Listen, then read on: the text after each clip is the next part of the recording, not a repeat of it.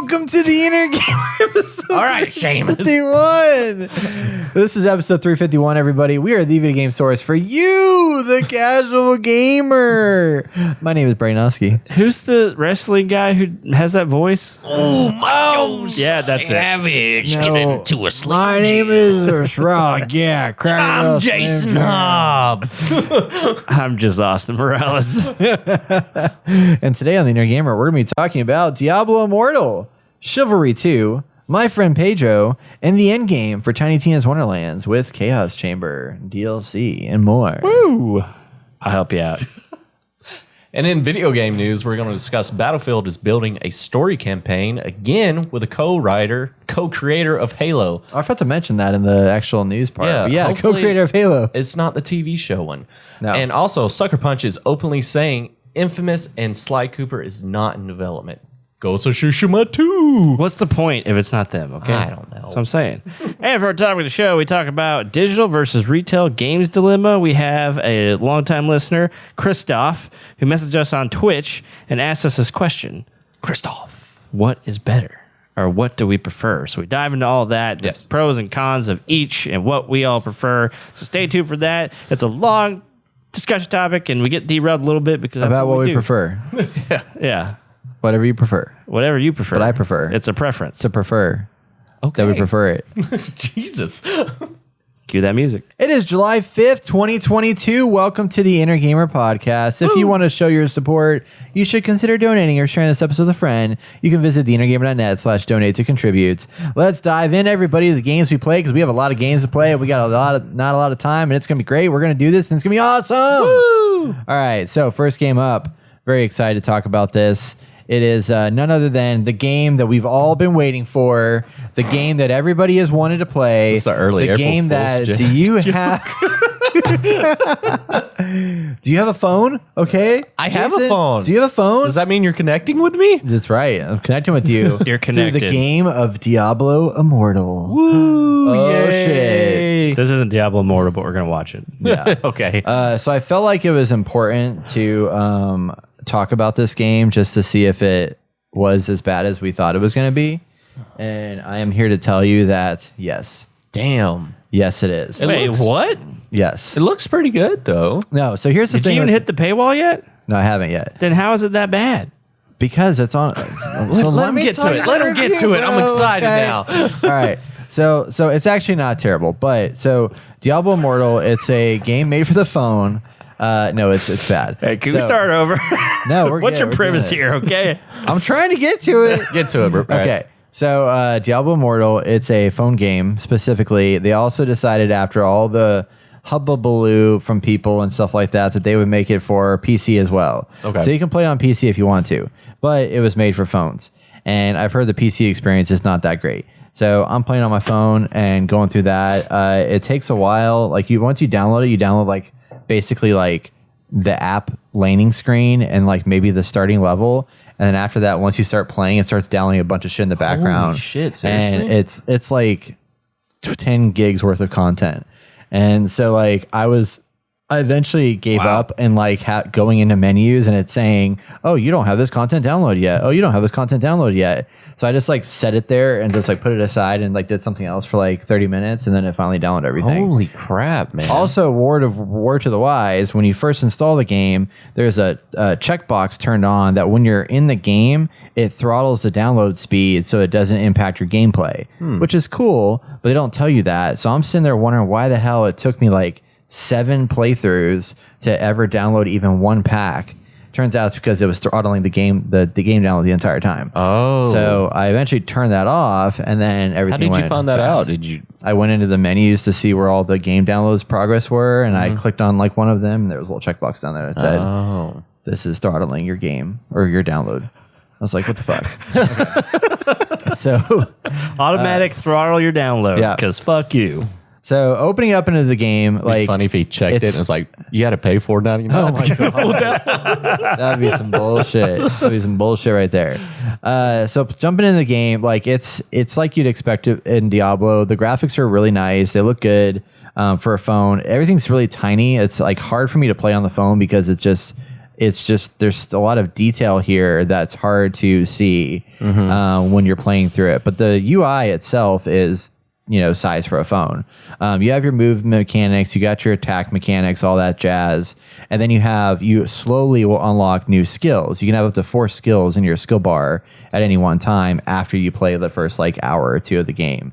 And then these skills are the thing that throws me off the most about it. Like at the very beginning, I love that they have this progress, basically just the quest path process bar or whatever that basically always tells you what your next objective is supposed to be. So it starts with hey, go do this thing and then talk to this person. You do that and then it says, okay, you're done. Now here's the next thing you do. So it's always walking you through what you're supposed to do in the game to get from point A to point B and progress through the environment.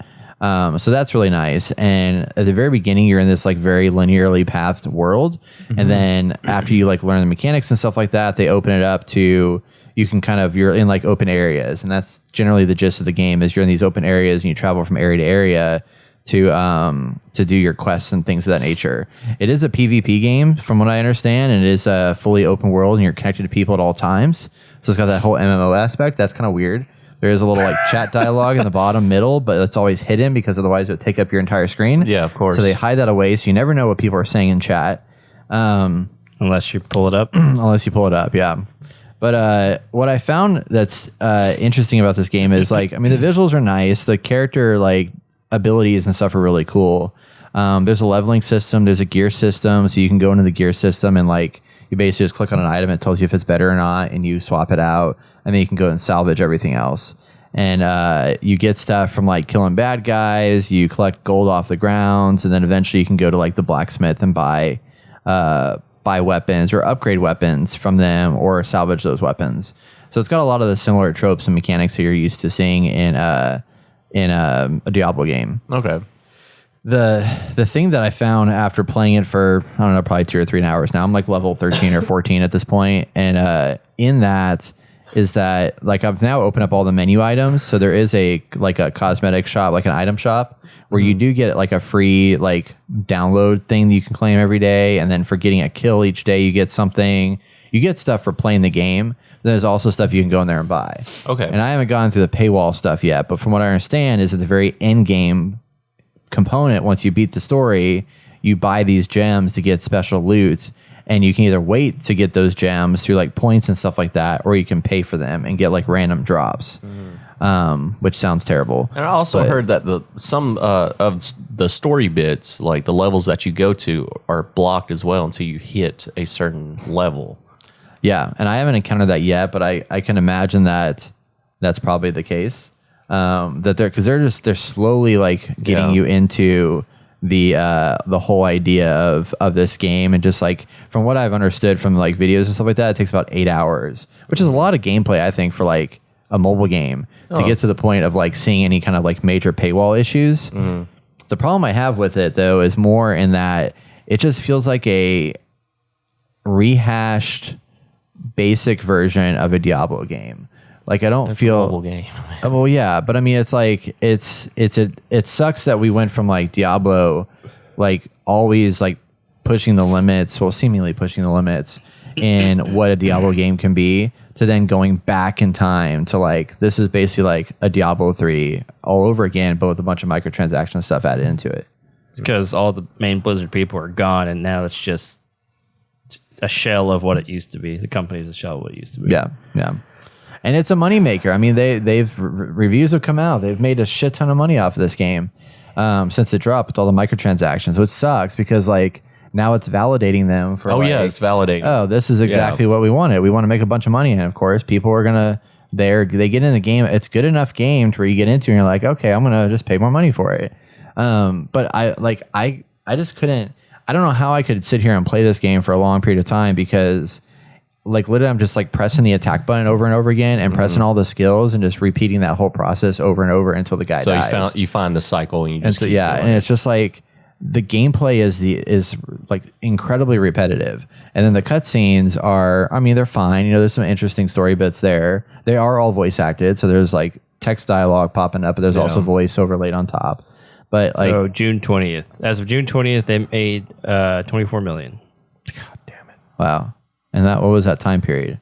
From when it I don't know. I guess when it launched to I June know 20th. when it launched though. What was how many okay. days was that? I wonder. So, storyline wise, where does this fit into the Diablo universe? Do you know? I can't tell you very well from that because I don't June remember 2nd. much of the. Okay, because from what I heard, it's 18 days. It's Yeah. kind of in between the story of Diablo 2 and 3, I believe. Okay. But I was just curious on that if it like, and they had like a bunch of the characters from the other stories and stuff that jump in. But It seems like the characters are similar. From what I've heard, the characters are similar. I never beat Diablo 3, to be honest. Like I played a little bit of it. We played together. Yeah. But it was so hard for like we did split screen, wasn't it? That was what we were doing, Austin. Yeah. The one Yeah. time, Split and screen it was annoying. it's 'cause annoying. Everybody's having to manage your inventory. great. yeah, split that's the screen is only very reason annoying. why I bought another PlayStation. Because my wife and I were playing it together and we were doing the split screen. And she stays in her inventory forever. Right. And then I get like 2 seconds and I'm kind of like, okay, I'm done with my inventory. And she just takes forever. Right. So I was like, fuck this, I'm buying another PlayStation. But another question, speaking about like co-op and stuff, is there co-op for storyline? Not that I can tell. Not that you can tell? Yeah. Okay. There's no like. Like find a friend or like I can add a friend to come play with me besides the PvP stuff. So there is a party finder Mm-hmm. where you can like find. It looks like. Yeah, you can actually like find a party to join up with. Okay, so you can have. And then there is a friends list. So yeah, Okay, there is so- a friends list where you can like join up. You can add friends in here. So yeah, it looks like you can party up with people. So we can maybe party up together. I'm not getting in the game, so. Well, you should. And then we can play together. And it'll be great. and review it again. How Yeah, the we'll play right next to co-op each other. is There's different. even war bands. You can create war bands. Oh. And build a. I think it's like a. Yeah, it's like a clan basically. Yeah. yeah, Full quest I'm- menu. I mean, there's a. I mean, it's a fully fledged game. Yeah. Like, there's no lack of content in this game. The thing that just bothered me is just like, I mean, it's just playing on a screen like this. It's like so small that my, it's like, just thumbs it's hard to hurt. pay attention to what's going on. I mean, you were talking before this. It's like your phone feels like it's going to catch on fire eventually Yes. when you're playing it. Hate it. And that part is crazy, but like yeah, I mean there's like so much. Like I'm looking through the menu right now for like the stuff to download. There's like multiple downloads for like each region and stuff like that. There's a download you had to get for gear resources. I kind of wish this HD game resources were a download. came out on the Switch and it was like a Switch exclusive or something. Yeah, I think this game would have been fun on a Switch. I might try this on my Steam Deck and see what yeah, plays that's right. there. That could be interesting. But I don't know if I can play it on the Steam Deck though, because I think you have to play it through Battle.net, which is their like their separate launcher, thing. and they don't have that like loaded onto the system yet. I mean, the game to me, it looks great. But once again, I don't think I would play it on my phone. Yeah. Yeah, I just think out of like sheer principle, and then just like, I mean, if you want to play like Diablo 3, if you want to play Diablo right now, I would just say go back and play Diablo 3 until Diablo 4 comes out, because this really isn't a whole lot different than Diablo 3. I think my from wife what and I I've wanna do seen that. and played. Diablo 3, did it have like, was it like in a full MMO kind of vibe too, where you're always connected to people, or was it No, not in you there? weren't always connected to Okay, people. because that was And I'm- more localized. Yeah, and I'm pretty sure there wasn't a PvP aspect. because to that's that what game Diablo either. 4 is going to be, is like, because this is an MMO at its core. I mean, it's basically like a freaking Lost Ark and stuff like that. Sam and but- I played Diablo 3 like 12 different times together. Yeah. And we increased the difficulty and just replayed missions over Wow. again and DLC, and we loved it. So Diablo Immortal iOS has a 0.4 user score on Metacritic. It was at one time the second worst user rated game on Metacritic, and it's now set at number 4. Wow. What's number one? Fallen EP1. I've never heard of that. Came out in 2009. 2.5D survival horror. Wow. Ooh. 20% off. And it's on iPod. What? Okay, that, Oh, that probably that's doesn't exist quality anymore. content right I just there. found an iPod. I should So charge it up. it got review bombed, and And it's probably like, well, let's open the reviews real quick. I want to see, NetEase. are they largely like hating on the paywall and stuff like that? Probably. let's see.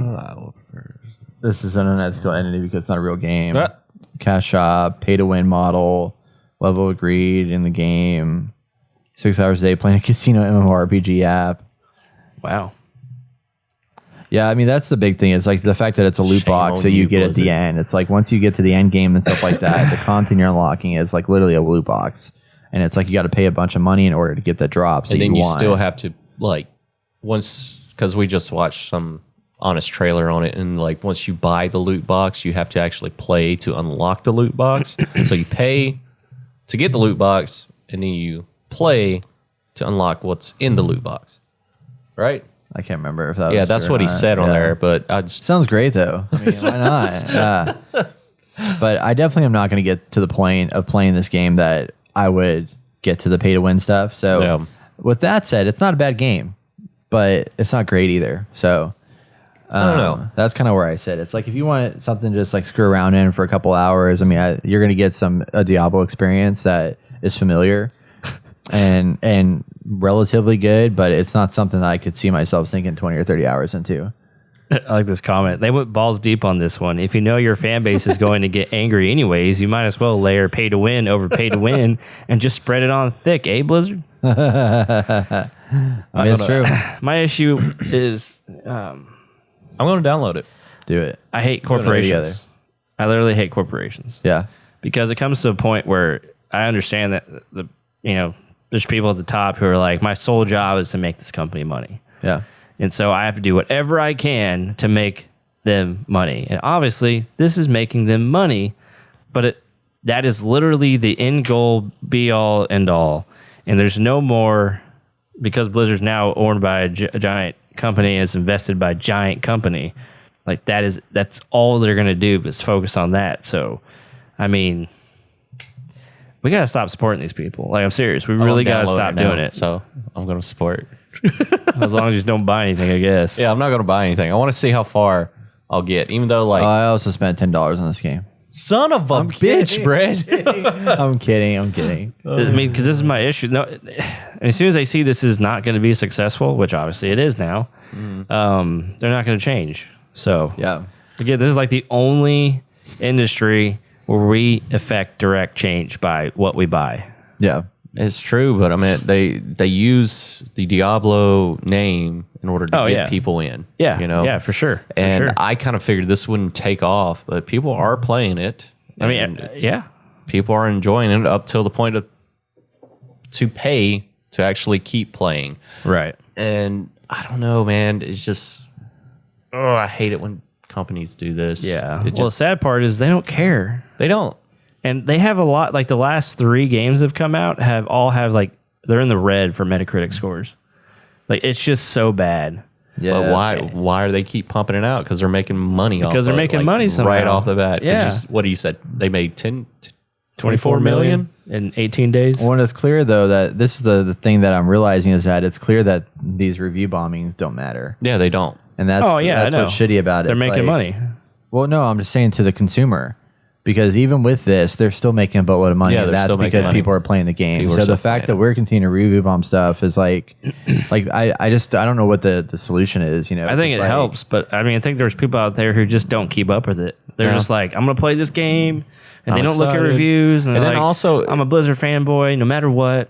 And like they use people too, you know. Oh, yeah. People have gambling addictions anyways to begin with. And it's super easy just to do it from your fucking phone. Yeah. I feel like it's yes, like that one comment said, shame on Blizzard for doing something like this. It's terrible. So Yeah. We just got to change the mentality for these corporations. I see the issue there. It's because, like, oh, if I give them money, you know, if I buy stock in there, like, I want them to make me more money. yeah. But at the same time, it's like there's got to be some kind of ethical boundary there, and there's not. There's not. It's Yeah. just You make can't money have it. no matter Can't what. have it. And of course, some of these other corporations, you know, they're doing some shady shit, and they don't want people to know. But they're like, I'm making money. I don't want to lose my job. Yeah. So I'll do whatever it takes if I can get away with it. Yeah. I mean, it sucks for the people because I'm thinking of like the people that are making these games. Like I still look at, I mean, Borderlands, we've been playing like Tiny Tina's Wonderlands or whatever. Yeah. It's like there are so many skins and stuff in there that were made that are just like minor adjustments from the other one.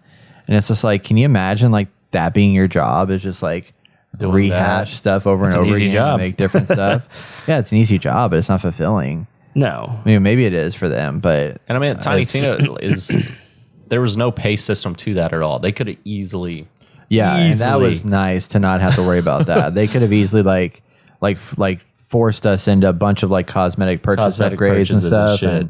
they didn't, which was very appreciative. Yeah. Even though the DLC hasn't been like as big as we had hoped it would be, it's like still impressive that they didn't like milk us like they Better could than have. Borderlands 3. Oh, it is yeah. fucking hands Oh, down yeah. way better than Borderlands 3. But we'll But we'll talk about that shortly. Yeah. All right, next game we got to talk about here is going to be a game that me and Austin have been playing on PC, and that is none other than Hell yeah. Chivalry 2. This game. Yeah, so this is a game funny story, this game came out as an Epic Game Store exclusive a while back, and our community has been playing this game quite a bit since it launched. And I bought it a while back, forgot I bought it, very upset with myself. And then our friend Scott of the podcast said, hey, this game Chivalry just came out, Chivalry 2, and I love the first one. We should download and play it. I was like, oh, cool, it's a new game. This is great. And so I bought it on Steam and then realized when I bought it on Steam, I'd already bought it on Epic Game Store. Oh. So that was fun. So I have 2 copies of the game Well, now. you're supporting Chivalry. I'm supporting Chivalry. That's me. I'm dead. Yeah. But so we've been playing Chivalry 2, and this is a medieval fighting game. It's very much akin to, I like to relate it to like Battlefield, except That's a good with comparison. medieval fighting. Because you have like 64 player, they had a 40 player mode for a little bit, but it's like objective based gameplay where you have to carry out different objectives, and there's an attacking team and a defending team. And the thing that makes this game excel is just the complexity to the mechanics that I'm not very good at, but I'm learning very quickly. It sucks. Yeah, it's so bad. So You would think it's just hack and slash because Battlefield is just point and shoot.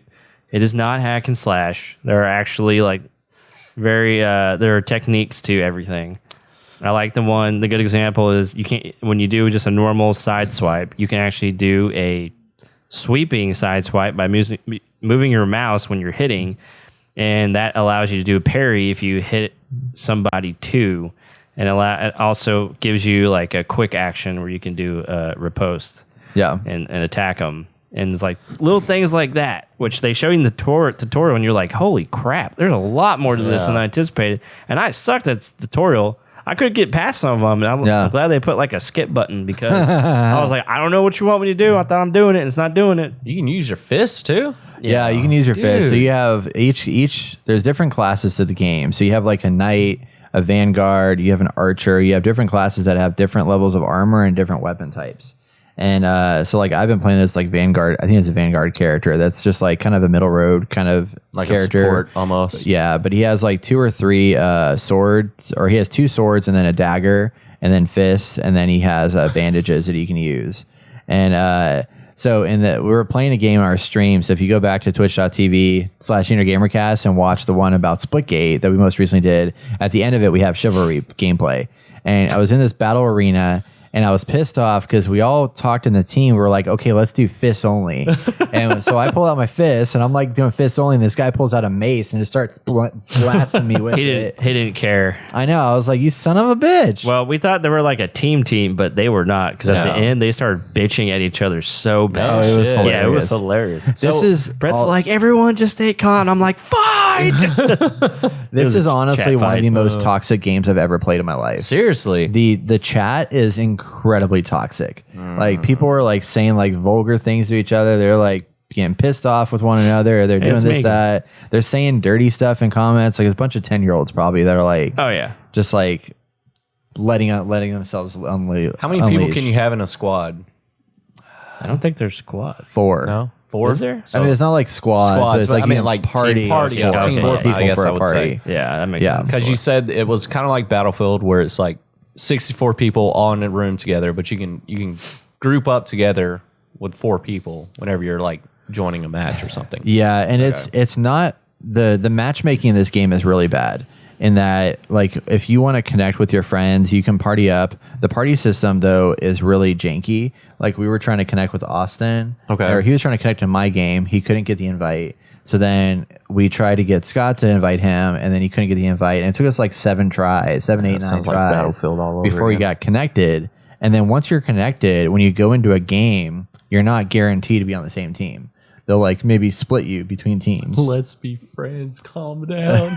Oh, it's hilarious. Brett, you're gonna need to move your thing up more. I feel like it's always blocking something. Well, I mean, there's nothing over there usually that I need to worry about. Jesus, I now- cannot post I don't this want up on anybody to see YouTube. chat. I put it there Oh, it's intentionally to great. cover up Yeah. chat. So. Oh, I want to see chat. Yeah, no, that's on purpose. Is that gonna get us banned? Well, I mean, it could. Yeah. Yeah, potentially. I mean, I just want people to see like really. That's bad true chat because going someone on. said something in Yeah. Asmongold's chat, and he got a like 3-day suspension for so it. like, Yeah. It's like, are you kidding me? so whenever we played Splitgate, I think it was last Wednesday or the first time we played it this month, someone dropped the N word in the chat. Not in the chat, but in the group mess in the chat itself. He said the N word, and we're on Discord, but my PlayStation, because I'm playing on PlayStation, it goes through the speaker of my fucking head on my controller, and you just hear the N word. I was like, oh god! And I was just like, oh no! So whenever I was like pulling out videos, I was made sure to send it to our video editor to make sure it's edited out at that part so you don't hear it. But Yeah. Shout out to Christina. yeah, That's shout right. out. But yeah, this game is really in depth though. Like it's an impressive game because there's a good amount of maps in here. They're very, very vast. Yeah. I mean, it gets wild and crazy and chaotic, but there's even like a whole like set of cosmetics you can get for your character that you unlock over time that, you know, as you continue to unlock it and stuff like that, you can like make really unique looking characters for every faction. Oh, so wow. even if it's not just like, oh, you're a Vanguard and you got this skin. No, it's like you have a Vanguard and you got this skin. And every time you play one of the 4 factions in the game, or 3 or 4 factions, you can have a different skin for those factions. And I thought that was a pretty impressive. I mean, it's just an impressive set of stuff. And there's no like pay to win mechanics in here. There's no, as far as I know, things to buy cosmetically. But you can unlock cosmetic Through stuff play. Through Yeah. play. Nice. Yeah, so basically as you're playing and getting points for your particular like type of character, then you get money that you can use Are to then there- unlock different things. Are there dailies or anything like that you can accomplish as you're playing? I can't remember. Because I know Battlefield, I believe, has that. Right. And then, of course, Rocket League, but that's not a comparison to it. But I'm just curious if there's like dailies or weeklies you can do to keep you wanting to play. Because I can see this No. not getting bored for me because I think I would have a lot of fun with it. But Yeah. it'll be nice to have some kind of goal like kill this many people with this weapon or like. I mean, you have those goals for your cosmetic unlock. So like Okay, if so you it's for want the cosmetic. Okay. So it's not like you have like rotating dailies that happen every day or whatever, but like if you want to unlock a specific, like I think if you want to unlock specific swords or something like that, there's like objectives. There's a leveling system per like Class and then per 4 type. classes. So like if you're like wanting to like level up and unlock better versions of this one type of sword, you have to keep using that sword and getting kills with it, and then it'll unlock those other levels for you to purchase. Okay. So speaking of classes, do you have a special skill for a certain class? Because I Yes. see that with the one you have a war horn. Yeah, so I have a war horns with mine. What it does is it does an AoE horn Brett. effect that gives health back to the people in my team, and I think gives them an attack buff too. Okay. But it takes a while to charge up, but when it does, it's like if you're in a battle and you're pushing in a zone or whatever, I'll use that war horn to blast that out, and that like heals everybody in my team, so it gives us a fighting chance to stay alive.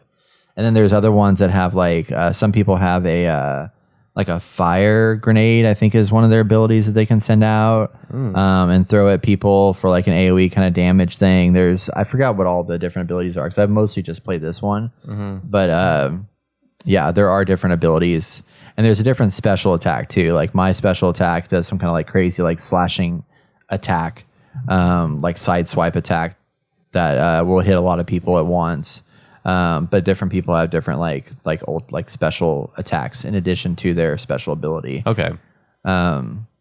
But yeah, I mean it's wild, it's chaotic. Yeah, it's chaotic. Like we're playing the 64 player in the last stream that we did, but there's also like, you can do like 3v3 arena. Yeah, I saw where that you know you can like just go much more focused kind of a combat. And then there's different map types too. That some map types are just big, huge open areas that you can fight in. That's just like literally for the sake of like just team deathmatch. And then Okay. there's modes that have the objectives that you have to like attack and defend and stuff like that. Okay. How many different game modes? Like the There's only 4. 4? So like 3 or protecting 4? an area, accomplishing tasks. I like- gotcha. I think there's actually, I mean, it's basically like, I think there's one where it's like you're raiding, you're taking pigs and cargo and stuff Taking to a ship. pigs?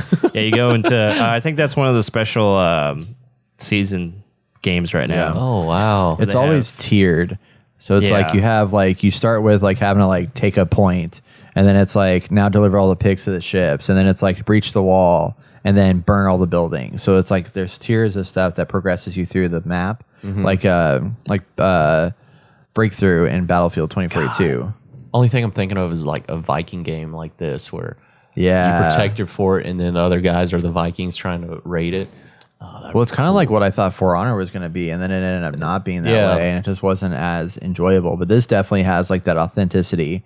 The other thing that this game gets compared to a lot, and I've heard arguably that the other one's better, is Mordhau, and that's a game that I have haven't reviewed on heard this of that one. podcast before a while back, and it's the same exact game basically. Mordhau was a response to Chivalry 1, I believe. But it's got the same kind of fighting system, but it's a bit more of a complex fighting system than even this is. This is a bit more easy to get into and understand and like do stuff with. But Mordhau is much more, it's like the hardcore version, I would say, of the medieval games.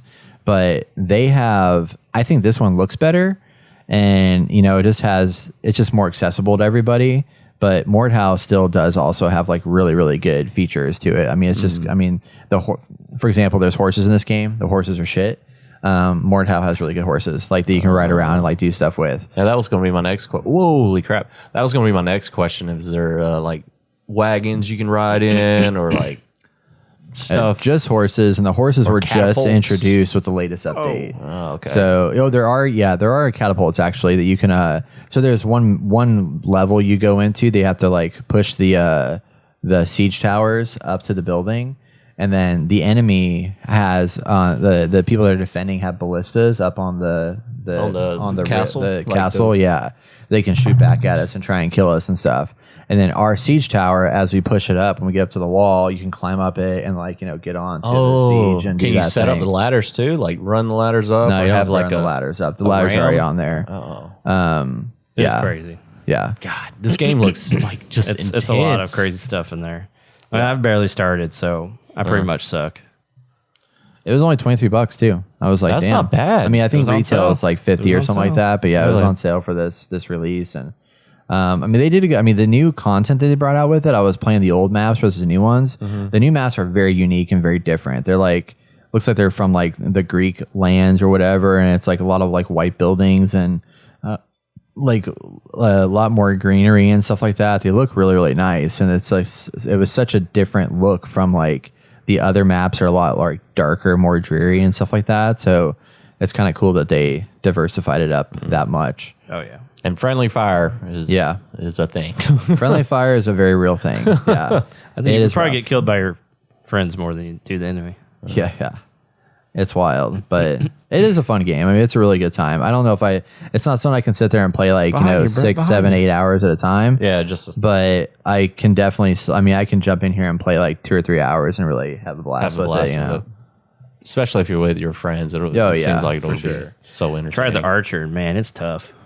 Yeah, I saw some people as the archer. And Yeah. I was just like, huh. Doesn't do much damage either because like You need I think two it's just- shots. yeah, Just wait for those weak ones to get hit, hang back, shoot them. because the sword swipe does like 50 damage, 50, 55 damage or whatever, and an archer on average does like 20, 25. You just push your guy off. I think he died. And then I team killed somebody. It's great.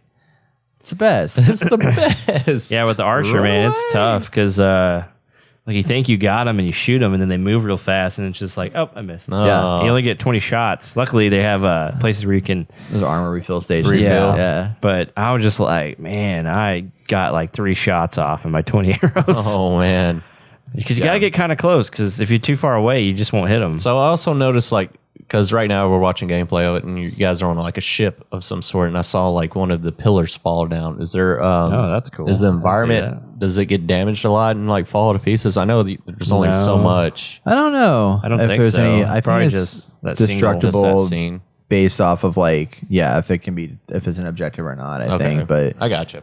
I don't think you can just like blow a hole in a Like, wall and blow a hole in have a that wall kind and of just keep stuff running happen. through. Yeah. But Wow. but yeah, Chivalry 2, it's a fun game.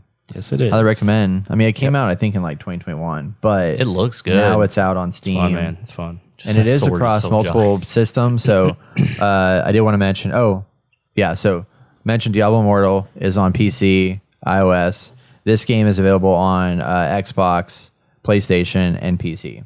Oh, yeah, So I if you forgot want to about pick it that. up, yeah. Okay. Shout out to Dread Pixie for Yeah. pointing out that we need to make sure we mention the games that it's on, or Yeah. its console systems that we're playing on. So, yeah, we played this on PC with the two of us. Haven't played on console yet, but yeah, definitely runs pretty well. Especially now that I have a new graphic card, it helps a lot better. But Brett, I'm watching you not doing a lot of head strikes or jabs.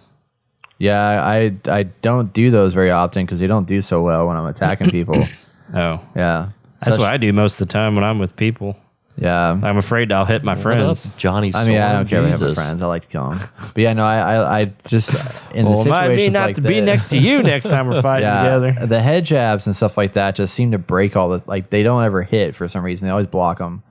So I've started to use because if you hold down Alt, you can do like a left swipe instead of a right swipe or like whatever your standard one is. that's right. So you can change your swipes to like kind Gotcha. of throw off your enemy. So I do that pretty often. I like switch up the swing. Oop, there's team damage. Look at that. Sorry, God, you just can't watch hidden. it. But Yeah, yeah, you have to like aim away real fast if you don't want to hurt somebody. yeah. I always forget that you can cancel your swing mid swing. You can? Yeah, there's like I think you have to press F. And you Oh, can or no jeez. V. I think it is V? You press V. Yeah, Oh, cancel V. attack is V.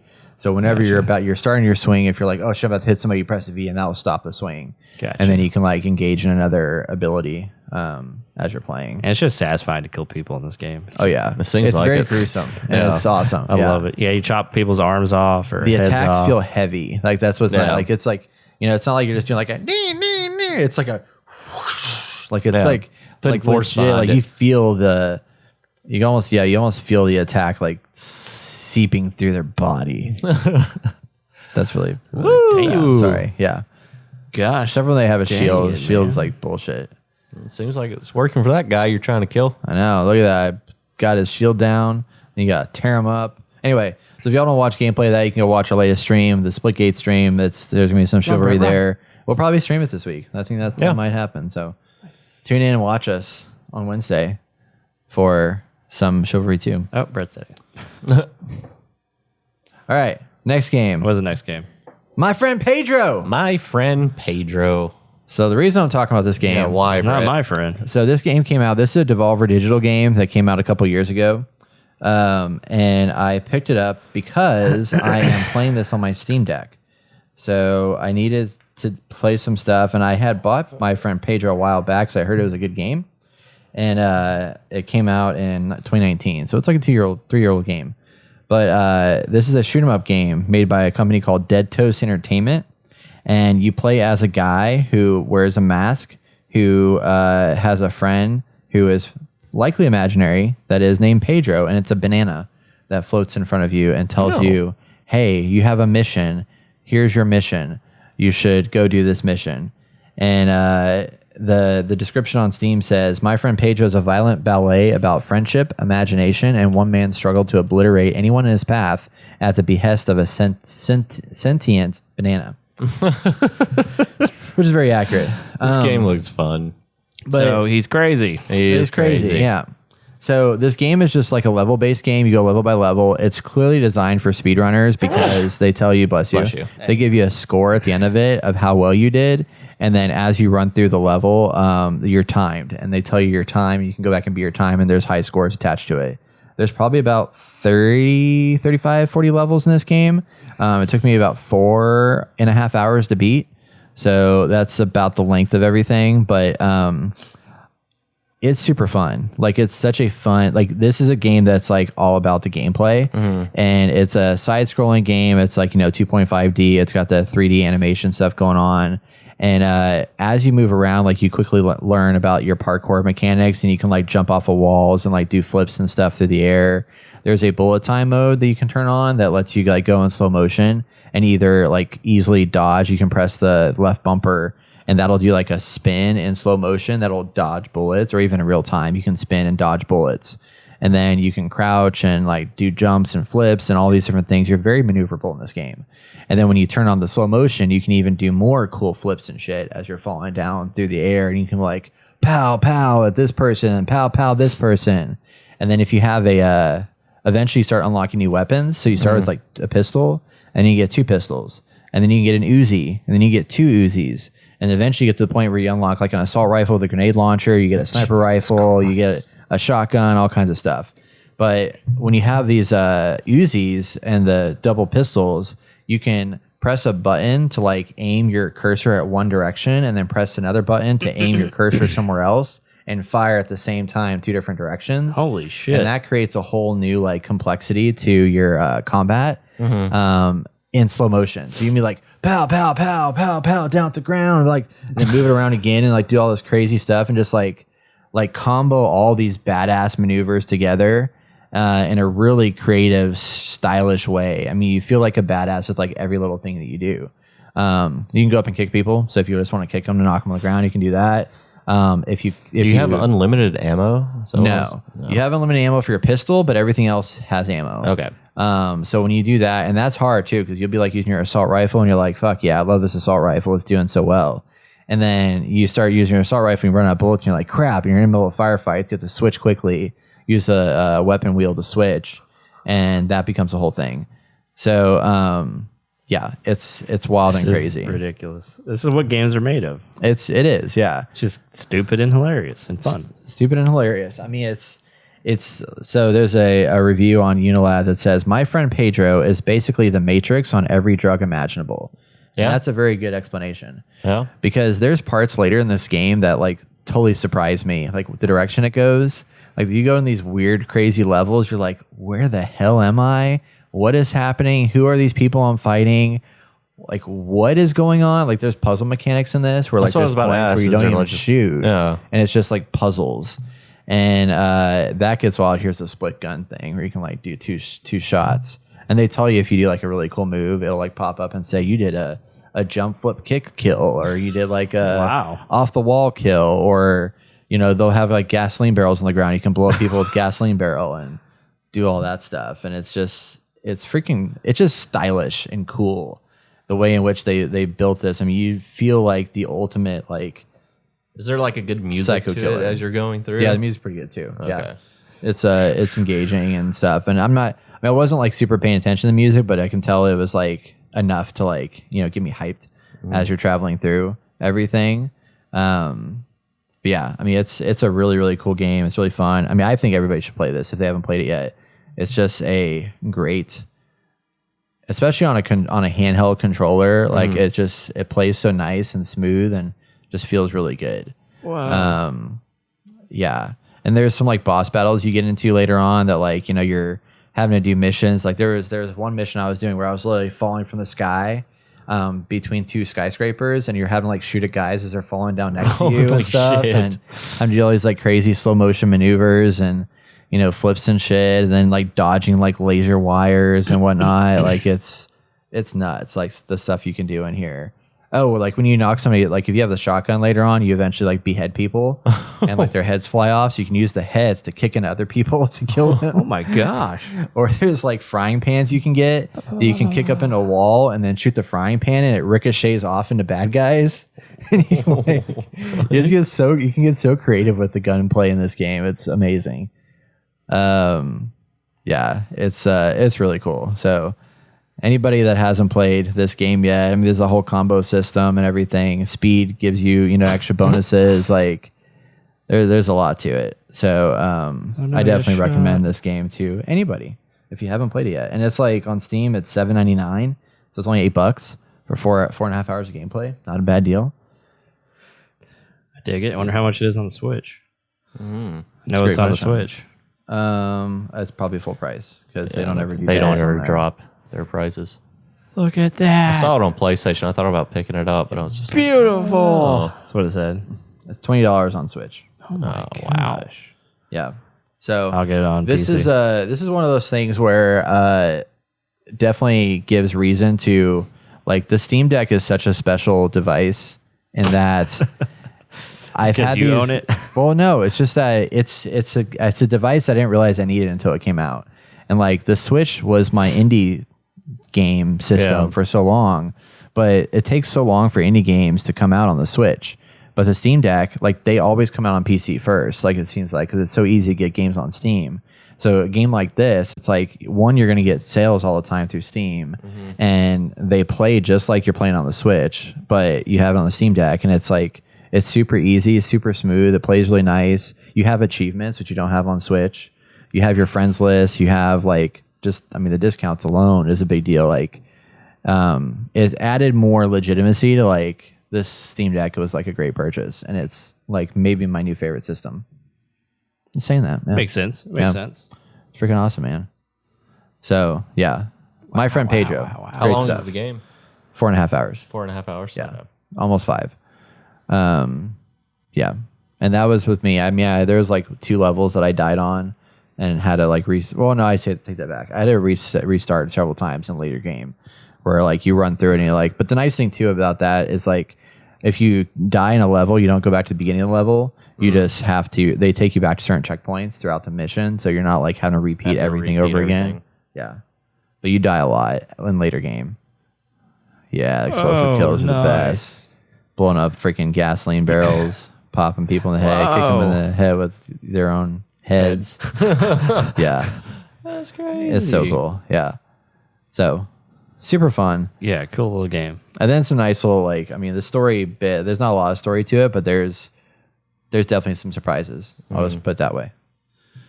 So, My Friend Pedro, good shit. There it is. Ricochet. Get it now on your favorite system. I think it's on like all the systems now, pretty much. So you can pick it up wherever, but Can you kick the pan? Yeah, to yep. Ricochet? Nice. watch this. Bam, bam, bam, bam, bam. It's so All right. satisfying It's to do pretty that. cool. Yeah. Yeah. It almost she- reminds me of like Deadpool or something. Yeah. Yeah. So you can kick a pan up in the air and then shoot at it, and it just ricochets bullets around everywhere. He's just kicked it out of the window to get the guys outside. That's awesome. See, I'm not as clever as these ricochet people kill. are. We're watching a video of somebody play, and like he's like really good at like making stuff happen. And I can't do that. It's almost like a puzzle. Yeah. And then sometimes you like set up an alarm. You have to fight a big turret that wants to kill you. Everything wants to kill you, basically. But See that. nothing wrong with that. Nothing wrong with that. Boom. Oh, you're going to get killed, man. Yeah, Anyway. that's cool. Anyway, all right. Last game we want to talk about. I'm gonna stop talking for a little bit and let Jason talk about this one. Oh, yay. What do we do, Jason? Oh, we've been playing Tiny Tina's. We finally beat the game and we unlocked the Chaos Chamber. Is that what it's called? Yep. Chaos Chamber, where I don't want to go in spoiler details, but Yeah, we don't basically spoil the game, but yeah. basically you just run through a bunch of like arena style like areas. Like it's pretty fun. It does get a little repetitive, but you can add modifiers. You can add it to make it more difficult. I'm explaining this all bad because I just go in there and shoot. Mostly let Brett set it up, and I'm just like, fuck it, let's go with it. But at the end of the game, you collect all these, what are they called? The little rainbow diamond things from the butt They're stallion. crystals. Crystals. Yeah. I was about to call them something else. But once you unlock, you get all these crystals, you can add modifiers to yourself throughout each gameplay. And it's just a long list of just running through these arena style things to basically get good loot at the end. If you collect all your orbs at the end or your diamond things, you can actually feed them to a rabbit that vomits out a weapon of your choice or shield or anything like that. Yeah, it's kind of fucking weird. But The fuck? so Brett and I have been playing through that and just like enjoying it, Yeah. I guess. You know? I am. Yeah. So I know I explained that pretty poorly, but I got lost in My Friend Pedro, and like I had everything to talk about this. And then I got Sorry. lost.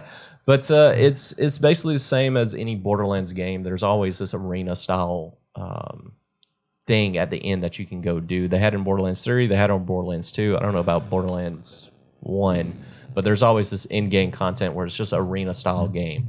And you go in here, you just basically grind away, and the grind is okay. We're getting better weapons every once in a while, but sometimes we do the grind and it's not that great. But we've been playing on PlayStation 5, and yeah, I'm enjoying it. Brett, what do you? Yeah. I know you have a So- lot more to add on. I to love So- this. I love doing all this, you know? It's Yeah. just great. It's just- Fantastic. I play it all the time now. Sorry, I got lost in My Friend Pedro. I'm like in my My Friend Pedro's head right now. Sorry. I don't play this Jesus. anymore. Sorry that banana.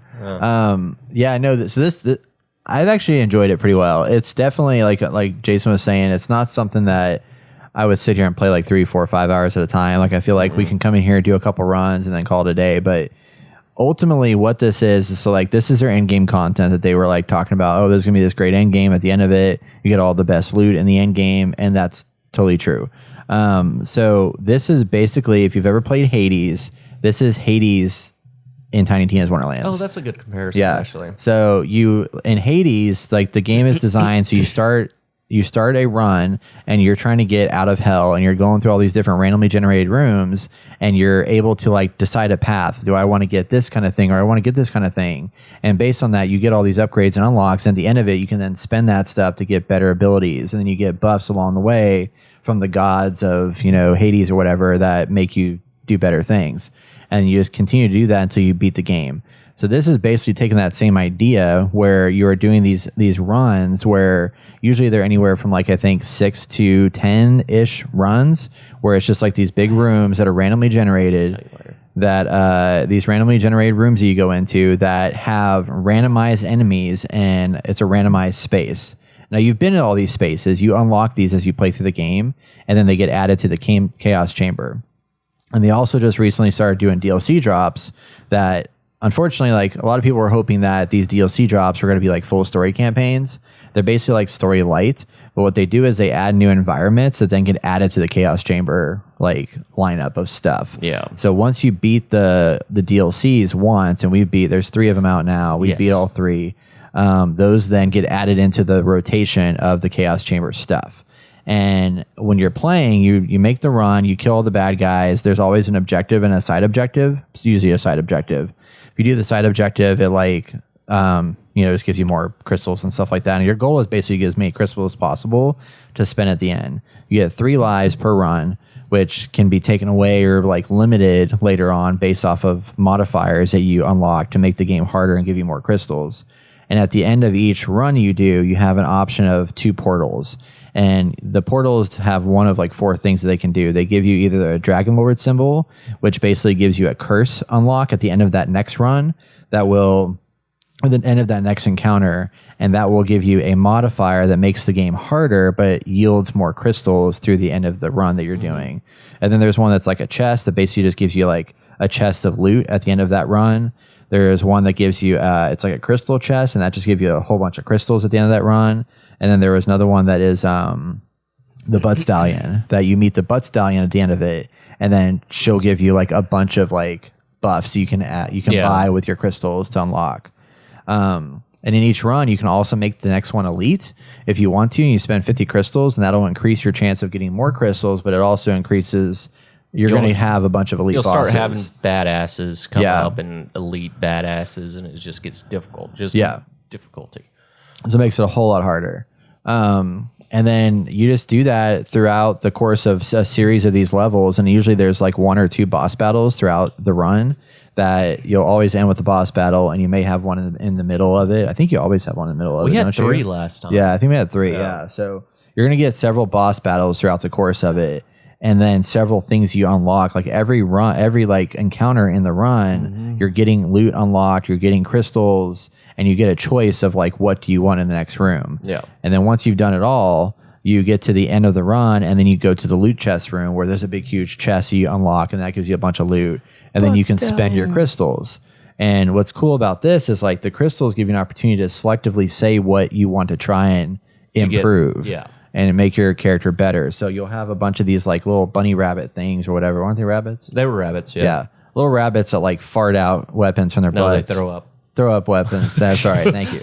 I believed you. Yeah. Poop. I believed you. They throw up weapons from their mouths. Sometimes they throw up, sometimes they And the poop. bosses that you fight throughout this game, like throughout this mode, is bosses that you fought before. Right. It's just like rehashed Same enemies, bosses. Yeah, same like stuff. enemies. Just it's going to be random of who you get. Yeah. And it's also going to be random of like the modifiers that they have. So like sometimes if you're playing a really hard like set of modifiers, there might be like elemental effects that are added on to an enemy that like maybe they are resistant to acid.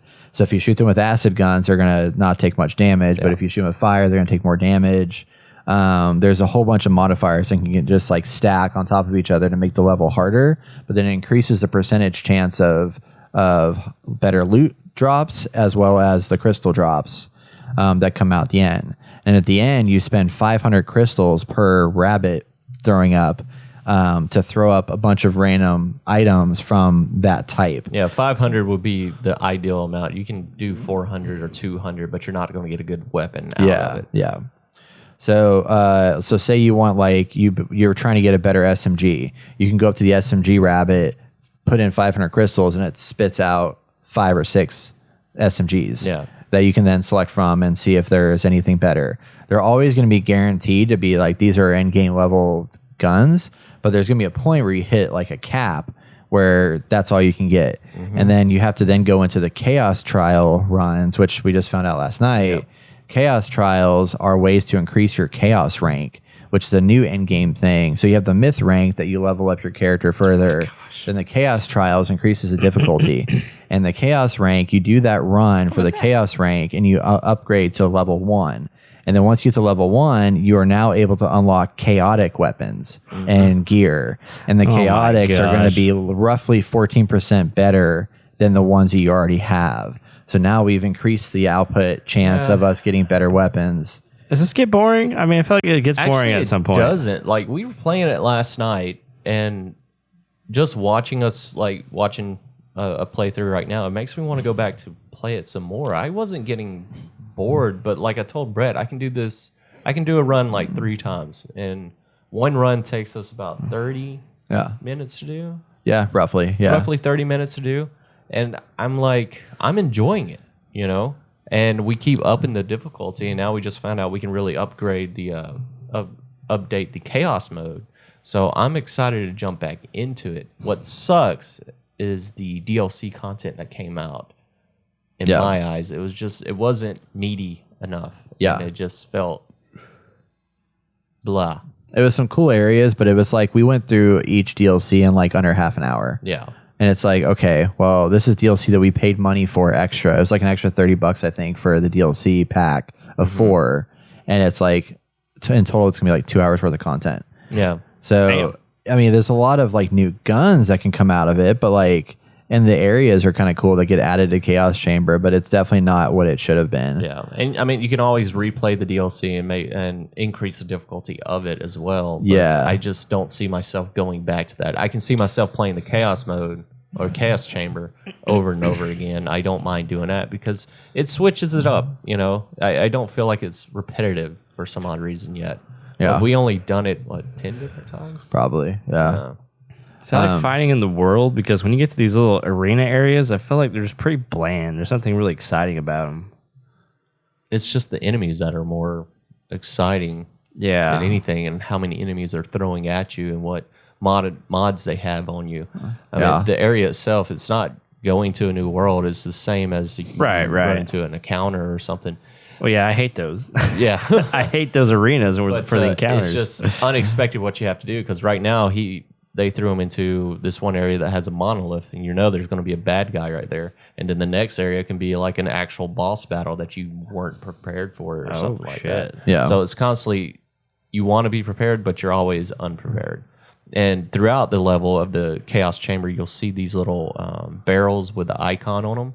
You can actually use your diamonds towards those, or gems, or whatever they're called, to increase whatever it is they're offering. So you can increase your fire rate, critical damage, your shield capability, your health capability, all that as you're playing as well. But you risk the factor of, if I really want to spend these jewels now or wait till the end so I can get better gear. Yeah. So, man, that's tough. Yeah. So we usually don't the spend monolith's them open. unless we kind of feel like we're about to do a strong encounter. Yeah. That's all on Brett to decide, because I just run and gun. Yeah. Yeah. He's like, we're going to make this one elite. I was like, all right, fuck it, whatever, let's do it. You're like, why not? And then he's We're the gonna one that make it stays elite? alive. Yeah, Yeah, you I'm can the one that you pay yeah. crystals to make it elite, and if you beat that elite like You get a shit ton encounter, more crystals. you get increase your percentage return of crystals the next round. So Oh, wow. you start out with like plus 20% crystal like distribution, and then as you add elites to it, it stacks on top of each other. Yeah. So you can get to the point of like you have a plus 180% crystal delivery or whatever, and you just get like a shit ton at the end of it. I think our last game play that we did, we almost got like 2,000 crystals. Yeah, it was 2 or 3. Yeah, so that was basically like 4 gear pieces we can, or 4 sets of gear pieces. Yeah. It's like 20 new gear pieces we can get in addition to the gear pieces you're getting throughout the game itself. Because we did one. Oh my god, we did one. You remember the mimic one? Oh yeah, Holy fuck shit. that one. It was just every level was mimics, and if you kill a mimic, you're guaranteed to get a shit ton of gold and a shit ton of items. And that's all. The whole area was just covered with items everywhere. But you're like, fuck. Yeah, dude. My backpack was full by the first round. I think we did 10. Oh my gosh. 10 or 8. Yeah, one? it was the featured run, and it was like I thought it was gonna be like a 6 or 7 like encounters or whatever. Yeah, Brent's and like, yeah, we're it went almost like done. 10 runs, and it just like kept scrolling because they show you like how many of them you've done and what you checked off and what you like unlocked in each one, and it just like kept scrolling. I'm like, is this ever gonna end? Oh my god! I had like $7 million at the end of that. Yeah. It was freaking amazing. There was that one thing earlier, Austin, that you pointed out. There was like a glowing like rune on the wall. So we learned that those are Just so there's these random runes that show up in these different encounter areas that if you go up to them and like interact with them, they unlock a special like puzzle you have to do, and there's like 4 of them you can do. And if you do the puzzle successfully, it'll unlock a special boss battle in the next encounter that if you complete it, then you get like really good extra loot from that. Yeah, we had to look into that because I found it one day. I think it wasn't last night, but it was last It time was we time played. before that, yeah. And like I hit it, and this rock appeared. And I'm like, what the hell? So I punched the rock, and then it teleported Brett somehow. And I'm like, what is going on? What is this? And then we found a lock that we weren't able to unlock. Yeah. And you had to find a skull randomly throughout the map and shoot it, and then it unlocks that lock, and you get more gems. So the game, I thought this would be, like you said, repetitive and boring, but like I said, I can play this 3, maybe 4 different times and feel good about it. Feel like it wasn't a waste of time. Make some progress, upgrade your character a little bit more, get a little further and stuff. I mean, it's just like I think it's 100% like Hades. If you liked Hades, you're gonna love this because this is Hades just in a first-person shooter. Like it's the exact same game, except there's it's a lot crazier I think than Hades was. Because Hades, you're looking top down and stuff like that. And yeah, there's a lot of crazy stuff that goes down, but it's like you're looking at a top down view. But this is that just like pushed even further. Yeah. So and that game was well received the year, and I just wish more people realized that that's what this was because like I think they really enjoy this, to get into it. But it can't. I mean, again, like we said, it's like you can't. I'm not going to sit here and play 8 hours of this. It's going to be, an hour or 2, and then I'm like, okay, cool. I feel good about that. I've accomplished some stuff. Let's move on. And you're guaranteed to get at least one good item out of it. I mean, Brett and I, we both got at least one good piece of gear at the end and felt like it was well worth it, or at least getting money towards increasing our SDUs or something. Yeah, because I got like 9 legendary drops in one run one time, and that was pretty cool. So Legendary drops like crazy. Yeah. So yeah, endgame, Tiny Tina's Wonderlands. It doesn't stop at the endgame, y'all. And I will say the other thing too. So to get to the endgame, it was exactly 31 hours to get to finishing the game. So that was length of time to like beat the game. And now probably sitting at like 40 hours and put it with the extra content. But that's what it took to like beat the game. That's not 100% complete, but that's 2 final roll credits. So yeah, pretty cool. Tiny Tina's. Ready to jump into it with us, Austin? Yeah, you gonna jump in? Yeah, let's do it right after the podcast. All right, let's do it. Hey, heck yeah. Hells yeah, buddy. All right. With that, everybody, that is going to wrap up our long series of games we've been playing lately. Don't forget we stream on Twitch each and every Wednesday at 7 p.m. Central Time. You should join us on the fun at twitch.tv/InnerGamerCast. And be sure to follow us and get a notification when we go live. Because we go live every week, 7 p.m. Central Time. Stay tuned. We'll be right back for our video game news. 7-ish.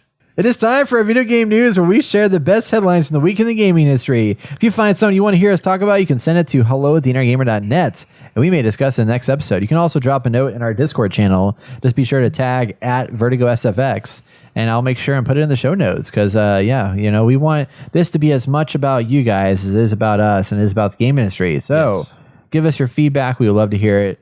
So first up, we're going to start with this little segment that I guess we're starting to call what he said. Brett's hot takes. Hot takes. So this is going to be 4 articles that we're going to go through really fast to highlight what's been going on in the world of gaming.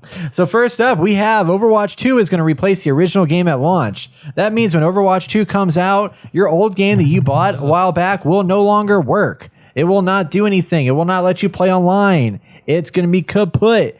Overwatch 2 is a new game, but it's So you also still going to have to buy Overwatch 2? No, Overwatch 2 is going to be free to play. Oh, okay, never mind. The pay to play will be the single player version that is going to be delayed because they just not going to finish it because they're taking forever because they're making Diablo Immortal. Okay. Yeah. It's like, we want money, so fuck this other thing. Hot takes. Exactly.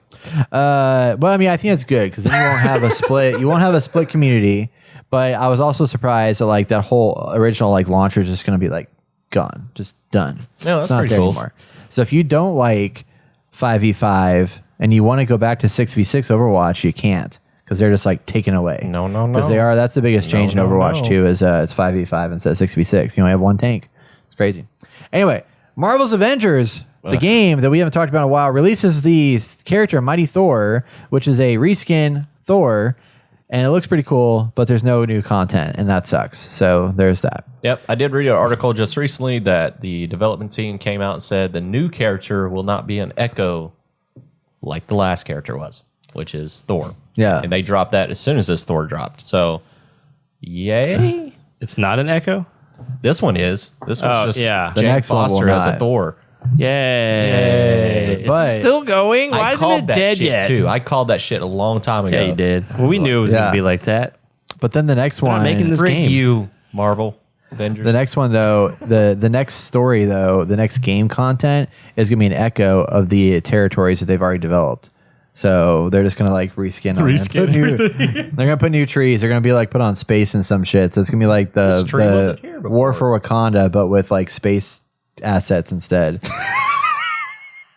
okay. Space trees. Yeah. Hot takes. Then Blizzard bought the Spellbreak developer. That was a battle royale game that came out that was all about spells and casting spells and stuff like that in a battle royale environment.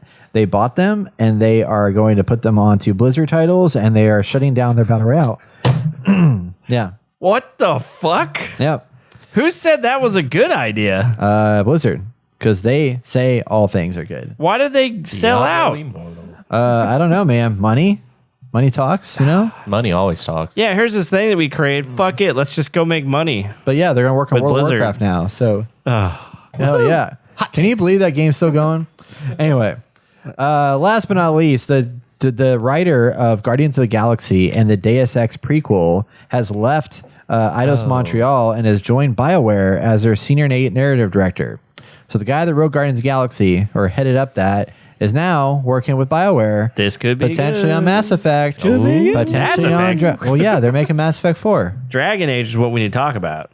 Well, I mean, that's who cares about Dragon Age?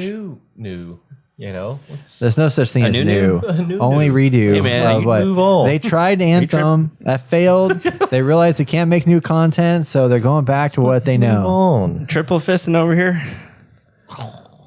Yeah. Hot takes. So those are my hot takes, everybody. Isn't that exciting?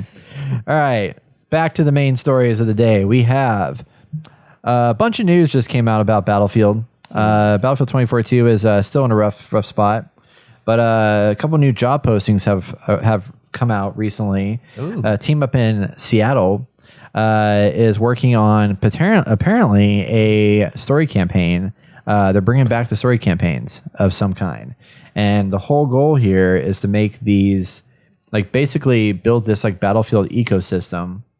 Because if you guys remember... Yeah, we talked about this. Yeah, because they pulled in the Respawn guy, Vince Zampella, to head up, like, the Battlefield series and, like, the overarching, like, aspects of it all, which is kind of crazy. They're trying to create a whole universe. Yeah, the Battlefield universe of stories and Battlefield stuff like that, MCU. which, as we've seen with 2042, is going to work really, really well because their stories that they built and their characters that they design are so good. I mean, you got Grandma over here, and then you got Flying Batgirl over here, and then you got Big Buffoon Dude over here, and then you got all these Not different realize characters. that was their names. Yeah. There. Okay. Isn't it great? Official It's so many names. Official Yeah. names. Yeah. This universe is going to take off very well. Yep. How about the Santa Claus one? That one You know- didn't get released because you know- they made fun of it. They flamed it. So it was like, yeah. Bring on the story. I want to see how shitty it's going to be. I mean, I'm because excited. Good. I'm excited. Battlefield 3 and 4 had great story campaigns. I thought they were awesome. That is old Battlefield. I know. We're a new Battlefield. They can bring it back. Yes. Yeah. It's time. Let's avoid a hardline. Year Did you play 2042 is gonna hardline? come back. It is on life support right now. We looked at how many is. people were playing on Steam, and it's a joke. So this new job position says that your job is to embrace the core tenets of the Battlefield franchise and make sure they are woven through all layers of a masterfully designed single-player campaign. Was that what they said? They're not saying war stories. They're saying single-player campaign. Is that what they said when they made this last one? They didn't have single-player on this one. I'm talking about their job tenants. Tenants? I don't know. Maybe. No, no. they didn't. They didn't do it. They said you're gonna make the most masterful, groundbreaking multiplayer experience ever. And that's what they gave And us. take out the core elements that makes Yeah. Battlefield, because fuck that. Your map designs are gonna be so good that you have to add more shit to them. I love this game. Yeah, I do too. It's great. Oh, that's glad what. you Oh wait, guys no. talked me Actually, into let's play that on Oh, Wednesday fuck, we instead did, of didn't we? Chivalry. Yeah. And Let's that's do what he that wants to instead. play. He wants to stream this. Yeah, week. Battlefield 2042. Let's do it. All right, fine. We can bounce. Oh, that was easy. Yeah. We can do both. I got it. You I know, might as well we could, use yeah. it. We could. We can do both. Look, I have like We can try 5 the new months map. left on my EA Pro subscription. Got to take advantage thing. of it. Okay. So I have that much time to play it. And I own the fucking game still. but once my time's up, I don't care. and once I'm done with it, I'm trading it in. Don't worry. The next Star Wars game will be out, and then you'll be like jumping on that shit. Oh my gosh. You'll be like all about that life. So we're streaming Battlefield and Chivalry 2. Potentially. Potentially. We'll see. So you will build the studio's design team and culture and build an amazing campaign from concept to release. That is what their person is going to do.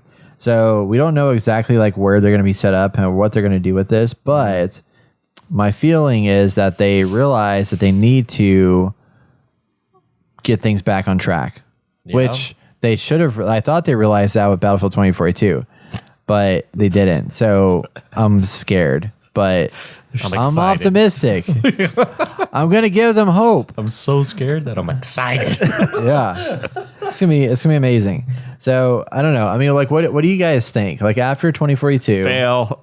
We're like, gonna do you fail. do you think there is any universe where they can come back and redeem themselves and bring universe? out a very good, what do you this What do you mean? like any world, like where this could actually be a good thing, where they bring out a single player campaign that blows people's minds and a multiplayer game that's like really, really fun? Or do you Like think an it's just infinite not ever going to universe? happen? Yeah. I am always down for like a single player game. You know, I'm always there for it for the storyline or all that, and get the hang of the game mechanics and all that stuff. But for them to just, I mean, are they doing it with 2042? Is that the game plan? No, I think Or it's they're going to be a just brand gonna new come- game. A brand new game. Maybe this is good for them to come out with a brand new game and go back to its roots. I never played the other Battlefield, but I think if they do that and just scrap this whole bullshit and come out with another Battlefield, maybe call it 2043. I don't know. You know, I like it. some improvement. Sequel to 2042. Yeah. Maybe they can come back. I still think there's a chance. I don't know how well they're doing right now. Not well. Not well. Okay. I think there's a chance. I think they're still diehard fans. If they do this right and do it how it needs to be, I think people will come back to it and it will excel. They need to look at Battlefield 4. I felt like that was a pretty good game. Yeah, and I heard With that the one was decent story. Actually, Battlefield 3 had a pretty bad story. Yeah. So I think With they. the news I mean, and stuff. I really Literally- think if they just scrap this and just focus in on that, Yeah. it'll probably people will go back to it. if they would have with this game, had they left out the classes, the character specialists, they put in 4 really good solid classes. Yeah. They made 8 to 10 maps that were like very well designed with like lots. I mean, the maps they have now I think aren't bad. They just don't have enough stuff in them. They're so open and bland. Yeah. They should have put more in there. They basically would have had a good game. Like all the other like battle pass stuff, like I can get past that as long as I have fun playing the game. It's just that I mean, you were able to drive tanks up the side of a building because you spent way more time on building specialists and like season pass content than you did on actually making the game work. And that was really frustrating. So they can get back to like fixing that stuff. I mean, like Battlefield, I mean, the new map that they just brought out is like a step in the right direction because there's actually cover. It's got a ton of verticality. It feels like one of the old maps in a Battlefield. I can't remember what it was. Battlefield 3, though. It was in Battlefield 3. Okay. But it feels a lot like that because there's like interior spaces, there's exterior spaces, a lot of different cover.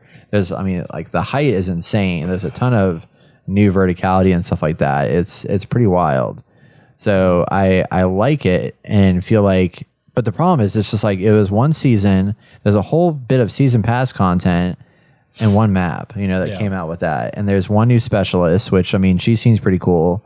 But I mean, get rid of the specialists, go back to just class-based system. It would be Do great. that now. You can get rid of them right now. Yeah. I think it's way too late to get rid of it right now. I know how they can fix it. I mean, it's a whole you're fundamental right. design You're right. change, but yeah. Battlefield Immortal. Have it on the, mobile. Oh, shit, They man. can make their money back tenfold. No. That actually would be good. What if they like created like back in the day? So back in the day, they had this app called Battlefield Commander Mode or whatever for Battlefield 3, where you could use your iPad to like be a player in the game and like send orders to your squad. Like you like give squad orders and stuff like that. Division did that. It was so cool. Yeah. I was like, this is awesome. I love this. Division promoted Bring that that back. pretty hardcore right when they came, like showed pre-alpha of the game or beta or whatever, that someone can get on their iPad and have a drone to actually scope out the area and like drop bombs a little bit, like grenades or whatever. But it was never utilized. Yeah. So, but that would be cool for Battlefield. I think having that many people and having like someone can call out commands through iPad, that'd be pretty cool. Actually, I could see that happening. They need to have. I mean, we see like Brett. Not too long ago, you sent me a video about a mod for Fallout. And it's supposed to be this huge We're world about and to talk stuff. about that. That's the last one we're talking Oh about. shit! I didn't even see Yeah. that. All right. Well, we'll talk about that. Calm down. Yeah. And I haven't seen it, but I've seen some of the other mods that are out there, and I was just like, man, you have these people who are so into this world and have some know-how and actually go in, spend the time, learn how to do more things, like actually make a game, Yeah. or like design parts in games, and they go and they do it, and they spend all these hours, and they don't get paid for it. They just want to make something amazing. Now, imagine we just throw out, like, I'm wondering what kind of, what's the right word for it? Not social aspect. Hey, Brett can help me out here. Like, Facebook. the social aspect that they like put or have in these companies, developers making Culture. games. Thank you, culture. Because I feel like I don't know what's going on in there, but where are the people who are so excited to make these games, like these modders who make think- amazing things? Like, Yeah. find these people and throw them in there. I think they're Pay there. them money. Like, I think they're there. I you think the probably problem will. is they just get stifled by upper management that restricts, like, a lot of people have really great ideas, but those ideas only can go so far. If you don't have upper management that's willing to listen and hear to their team's ideas, like you can't That's do a true. whole lot with it's it. the leadership that's really Yeah, the leadership. It's like reflection of the culture. Culture is a top-down mentality, and Yeah. culture has to start at the top in order to like. You can't like have a couple people at the bottom be like, "Oh, let's do these cool things and make stuff happen." It's got to start from the top and Yeah. trickle down from there. Yeah. And if they're not doing that and they're not like pushing the culture that they need to be pushing, then it's just not going to spread throughout the company, I especially totally- companies so but- big. Yeah, I totally agree with you on that. If they give the modders like a range or have them in for like a 1 week meeting to actually sit down and get their viewpoints, they might be able to do. Or if they even Have like something allowed successful. modding again, because like Battlefield used to that, like it lasted so much longer in the early days in like Battlefield 2 in 1942 because of the mod team. So like the mod team in Battlefield 1942 and Battlefield 2 built brand new game conversions. I was like working with a group of people that made a Star Wars mod. Yeah. That was like really, really good. There was a Desert Combat was one that lasted forever that basically like was for 1942. That was the whole reason that they built Battlefield 2 because so many people liked modern combat that they're like, this is a great idea. And that stuff I think is definitely crucial for Yeah, I think it's important to make that stuff happen. To like, have that ability to let creators create stuff. Yeah. And nowadays they don't give those tools anymore that they used to. We need the monies. I know. And that's they need potential the for that person alone to have their work validated and actually get a good position at a job somewhere. You know, like I made this one little thing. And I don't know. I feel like, and Brett's right. It has to start from the top and work its way down. Like, wasn't Left 4 Dead a mod? I believe so. They were playing around with it, and they're like, "Oh, it's actually like could be a good game. Let's make a game out of it." I think it was. Yeah. I mean, PUBG was a mod. Yeah. Before it became a full game, it was a mod for Arma, and then they made it into a full game. It's crazy. Just let the people do. Like, obviously, back in the day when everything was a little smaller, I feel like there's a lot of this. Like, you mod, Yeah. and it's like, oh, that could actually be a good game. Let's make that a game, and they actually put their money and resources into it. But now that we have these giant corporations who are in charge of all this stuff, like my earlier point, like that's all. It's all about money. So we need to get this out in X amount of time, and fuck all this stuff. And I know it's broken, but we got to make money. So get it out the there. name will sell it. Yeah, You know, the name will Battlefield, sell it. Battlefield. So I'm like, you know what? Screw all this stuff, man. Yeah. Like other people are gonna come along and make a game, like what's that World War game that's supposed to be like Battlefield. Oh, World War III? Yeah. And it's like, why don't we play that? I know it has issues too, and it's I heard it's not really that great anymore. Which is Dang. unfortunate. Yeah. See, that I do sucks. own it. I did buy it. I haven't Yeah. played it yet, though. Oh, From there's what I that saw, it looked interesting. BattleBit Remastered, man. That's freaking cartoony Minecraft version. Oh of yeah, I Battlefield. saw that. That one It's looks supposed to be pretty fun. funny, yeah.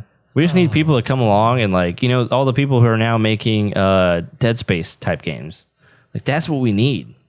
Like go out there and make something interesting, similar to what we're used to, what we used to grow up on, but make it like more interesting and new and a little refreshed. And I mean, people are gonna pick it up. Yeah, but I mean, you have these gigantic companies like, for example, Halo is a prime example. You had Splitgate and Halo. We were stuck on for the longest time. Yeah, Halo's going to outsell Splitgate no matter what because of the name and because of the company. yeah. Yeah. I mean, it's hard to get something up and going and have it constant. So, Yeah. Well, see, now everything's built on that. We've been built on, oh, we need to have like Battle Pass and all these skins and all these things and love it. Season 1 and 5 with like thousands of maps and blah, blah, blah, blah. And now everyone, like, that's what people are used to now. Yeah, Yeah. it's the common thing. Same It's way like with when a loot game boxes comes and out. everything. Where's the roadmap, damn it? Yeah. I need the What's your roadmap. roadmap? Yeah. I miss find that one game that's like all you played. Like me, Yeah. all I played was Halo. Like, it's fucking amazing. Yeah. Get Ghost friends of together. We just Tsushima. played Me. that. All I played, Randomly came Rocket out with League. the DLC, you know. That was That's right. Oh, that was amazing. Yeah. Like, no roadmap. Just, hey, here's a game. Yep. And here's a little bit extra. We'll be talking So- about that in a little bit, too. All in all, society's falling apart, and that's why this is like this. That's why Battlefield's been ruined. Everything's falling apart. Well, what you were saying earlier is a good segue into one of the other articles I have here, which is Bethesda. Well, specifically, there's a DLC we're going being to made 6. right now. Yeah, we're going to 6. Okay. So Fallout London is a game it's a DLC size mod that's being made in Fallout 4, and it is a game that a team of volunteers, essentially, as far as I understand, are making the first Fallout game, and I don't know how they got the rights to this. They must have got approval from you know who, from Bethesda to do You know this. who? But Oh, yeah, you know who. that's going to take place in London. So from things like parliamentary aristocrats to a resurrection of the Knights of the Round Table to an uncompromising cult of revolutionaries, this game is going to embody the history and aesthetics of London and put an unmistakably nuclear spin on the beloved city. So they've been working on this game for a very, very long time. It's looking very, very good. It's set to come out next year. Fallout London. Yeah. And since then, it's gotten so much hype and interest and stuff like that Bethesda themselves has been offering jobs to the modders of Fallout London See, there you go. and hiring them to join the team. So they recently explained with an update Fallout London did that their lead technical advisor, Ryan Johnson, was leaving the modding team to start working at Bethesda. So it's the second time that we know of that the developers have hired straight from the team after they also hired the lead writer of Fallout London, Stephanie Zach or something or another, to be hired by Bethesda in August of 2021. Zechariah. No, it's like Zacharias or something. Okay. Sounds like a disease. Wow, you're a disease. Damn. It's Brett's fault for butchering it, so kidding. blame him. I tried not to say it, but y'all forced me to say it. We want to hear what you have to say. Yeah, we love it. Okay. Talk enough as it is. Might as well keep it up. So, jeez. Don't do that. He's gonna stop talking. Good, I can talk finally. All right, cool. Fallout London. I like it. It looks good. We're watching Yeah. the trailer right now. Everyone should get it. So you said I this- will download this. I would download this mod right now. Yeah. So this is a mod. Yeah, for Fallout 4. Isn't it crazy? That's fucking. They built a crazy. whole world. whole world. And this is what's so great. And this is why Blizzard's a little bitch for Wow. Okay. stopping mods Throwing out for there. StarCraft and all this stuff. yeah. Yeah. They put it in there like, oh, if you make something, it's our property now.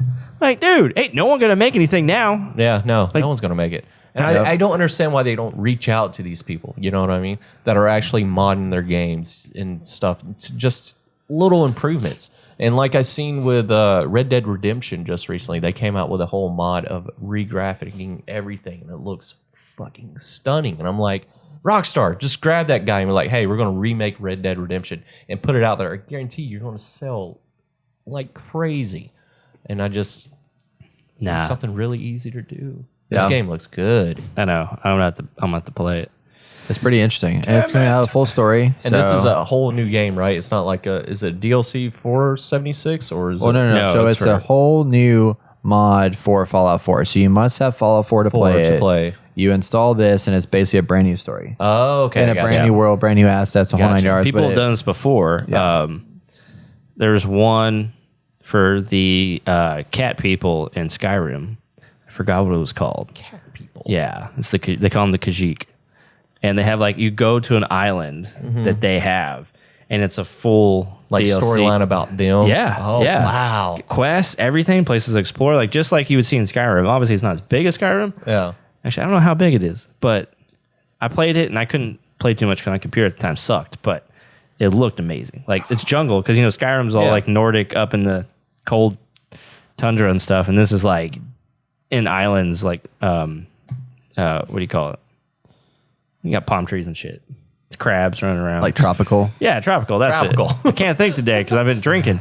Damn it, Jason. I'm sorry. You just started, man. I know. That's why I can't drink no more. That's my hobby. Oh man. Video games and drinking. Look, Yeah. guys, this is awesome. Yeah, that But looks great. It looks very impressive, and but that's what I was saying earlier. It's like I miss the days where everybody could mod games because now it's. I mean, it is a lot harder to add these tools in there because it requires development time and all that. And nowadays, so many people just instead of making a mod for an existing game, they just go off and make an indie game Yeah. because you have Unity that's so easy to get to. Unreal Engine 4 now is free, so you can make games with no money required down, agree. just a lot of time to make it happen. So. But if you want to expand these worlds with meaningful stories and because a company can't they can't create everything. They don't have. At some point, I think you get stalled in your creativity because you've been working on a project too long. and And I you think get these people. also get complacent in it. Like you go Yeah, in there yeah. very bright eyed, ready to go, and then after a while, you kind of just you get brain dead, and you just do the same Right. shit over and over again. And if you have new eyes on it, you're kind of like, oh shit, why didn't I think of that before? Yeah. But Yeah. this looks. I might actually. Freaking elephant! There's sword fighting. Sword fighting. You were in knight's armor. That's like random. Yeah. I But might actually it's like play a a Fallout game now. it's a risk that Gotta get a most of PC. these companies just wouldn't Can't mod it do. either way. Yeah. So Fallout London, y'all. It's pretty cool. That's cool. So Nintendo had a mini direct last week. And in it, they announced a bunch of new things that are coming out that are not their first party stuff, but their third party stuff. I'm only excited for one thing on this whole list. Persona really? 5. Yep. So Persona 5. So it's funny because everybody's all excited whenever oh my gosh, can be Persona's coming to Xbox, and then now it's coming to this. So that was really cool. Then we got Mega Man Battle Network Legacy Collection was announced. So no if one you ever cares. got into Mega Man, they got that. Mario Plus Rabbids is officially coming out. The new sequel is coming out October 20th. There's a Portal collection. Portal, there it whatever. is. Fine. Yes. I'm going to buy that today. Have you never played Portal? Oh, I have. I love it. I Oh, love why Portal. you want to play on the Switch though? It's so weird. So my wife and I can play together. Why? Because we love each other and she's Why? my companion. Just for her to scream at me, put the portal there. No. Oh, yeah, I forgot the second one was co-op. I Yeah, forgot it's about co-op. that. One guy has one portal and the other guy has the yeah. other one. So you kind of like That makes sense. figure out the little puzzles and okay. stuff. That's Like, put your fun. portal here. And I'll put my portal here, and she's like, I'm doing it. Oh my goodness. So yeah, it's out now. So you can go play Portal 2, local split screen and online multiplayer on the Nice. Switch. There's a lot of stuff that's just like, oh, it's the edition of this. So you got like Nier Automata, the Switch edition. There's a new game called Harvest Stella that was announced. It's a I kinda fantastical RPG with the lifestyle sim of Stardew Valley. So you can like grow crops and shit. Also, like Final Fantasy Yeah. characters are that's different looking. Yeah, it's very different. interesting. Yeah, Oh, she made a cupcake. Cupcake. So jump on that Harvest Stella stuff. Oh, there's actually battles. Yeah, it's like Final Fantasy meets Stardew Valley. Wow. God. Okay. It's pretty wild. Is it multiplayer? Could we all jump in? No. I'm not. There's Never mind then. Return to Monkey Island is coming to consoles first on the Oh, Switch. man, I can imagine a lot of Hells people are yeah, excited Monkey for that one. Island. I actually never played Monkey Island. Oh, really? You Nope. seem like the type of person that would. Why? You Does it like seem that monkeys? type. I no. Wow. Wasn't You're a that? monkey? Because I'm a Monkey monkey. around? Is that what you're saying? Are you calling me a monkey? Oh my Yeah, gosh. you're monkeying around. They're making a new Super Bomberman. So Nice. the first one that launched with the Switch, was a thing that people played because there's nothing else to play on the Switch. Yep. Now they're bringing out a second one in 2023. Live Alive is a game that's a HD 2D game.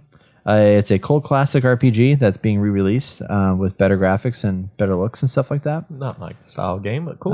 Yep. The roadmap for Monster Hunter Sunbreak was revealed. Is that so what that was? hell yeah. I thought it was another Monster Hunter. No, it's just Monster Hunter Rise I played Sunbreak. the Yeah. crap out of that on the PSP. Yeah. They had a new trailer for Sonic Frontiers. Also, I don't know if y'all saw this, but Sonic Frontiers now they revealed a new like gameplay mechanic where you can like go into like some like portal-y thing or whatever, and it goes back into like side scrolling but 3D worlds of like what old Sonic games used to look like. So you can like it's basically got like the open world aspect, but then there's also like these like crazy wild. It's like some kind of like other dimension. Really? Where you can like play all the old levels inside of the Sonic Frontiers game, but in full 3D. Yeah, it's a whole new feature, and it's definitely like totally changed the vibe of Interesting. what it was supposed to be. I have to check that out. Yeah. It's pretty cool. So cyberspace areas is what they're called. Cyberspace. And in the cyberspace areas, Sonic can find himself separated from the islands and awaken in a strange digital world called cyberspace. Yeah. So there's a bunch of different areas there that have entrances to cyberspace made by the ancient civilization of Starfall Islands can be found throughout the map. So you'll solve puzzles and complete challenges to earn portal gears to unlock these entrances across or to access cyberspace levels featuring the fast-paced speedrunning action platforming. So they look like really cool. Oh, Like- see, that's what I was picturing the whole that's world not would that, look but yeah, like there's that. like worlds like this and stuff like that. Yeah. I wasn't expecting like what they have now, Right. but I was more expecting that one. Interesting. So pretty interesting. So Sonic Frontiers, it's a game. People were playing it. It's gonna be cool. There was apparently like a lot of people that got to play it during the reveal because they had some kind of like exclusive like press only thing that we didn't get invited to play the game. How And dare I was them. very sad. I know. Seriously. There were some other games. A game called Blank that was black and white game, looked interesting. Disney Dreamlight Valley showed some gameplay. It looks more and more like a mobile game, and I'm more and more not interested, unfortunately. I thought I was, but now I'm not. And then just a bunch of other games. So yeah, Railgrade was kind of cool. It's a rail management game. I mean, that sounds that awesome, one right? I watched. Yeah, I'm good. Build railway systems that can best transport cargo and keep the economy chugging. Hells yeah, buddy. Yeah. I mean, no offense to whoever plays that, but have fun. Yeah. Just, I'm good. Understandable. Not reviewing that one. Yep. So that is the Nintendo Direct. Oh, you didn't talk about a Pac-Man one. I mean, Looks like garbage. Open World Pac-Man? that's why I didn't talk about it. It's a remake of It's like a Pac-Man World. side-scroller or some great. Good old Open World Pac-Man. It's a remake of Pac-Man. There you go. Cool. What's next? All right. So big hype around this game for a Is lot it? of people. Excited. Skate is Big a hype as in game. you're hyped. No, I'm actually not hyped at all. But other people are hyped about this game. Why are you talking about it? Because people are hyped about this game. okay. All right. It's all over the news right now. Yeah. So Skate 4 is a game that's in development. Nobody thought they'd ever get it. The last Skate came out 12 years ago. It's been a very, very long time. But this is like the anti-Tony Hawk's game. Like for those that are like want The more anti? hardcore experiences, Yeah. you come and play Skate. So they released this trailer that was basically like, hey, we just want to let you know that it's in development. It is. And they showcase what they my call the gosh. pre-alpha version of it. They just I talk love this about what trailer. they're doing, why they're so passionate about bringing their players involved as early as possible. And they showcase that like legitimately it's still very early in development.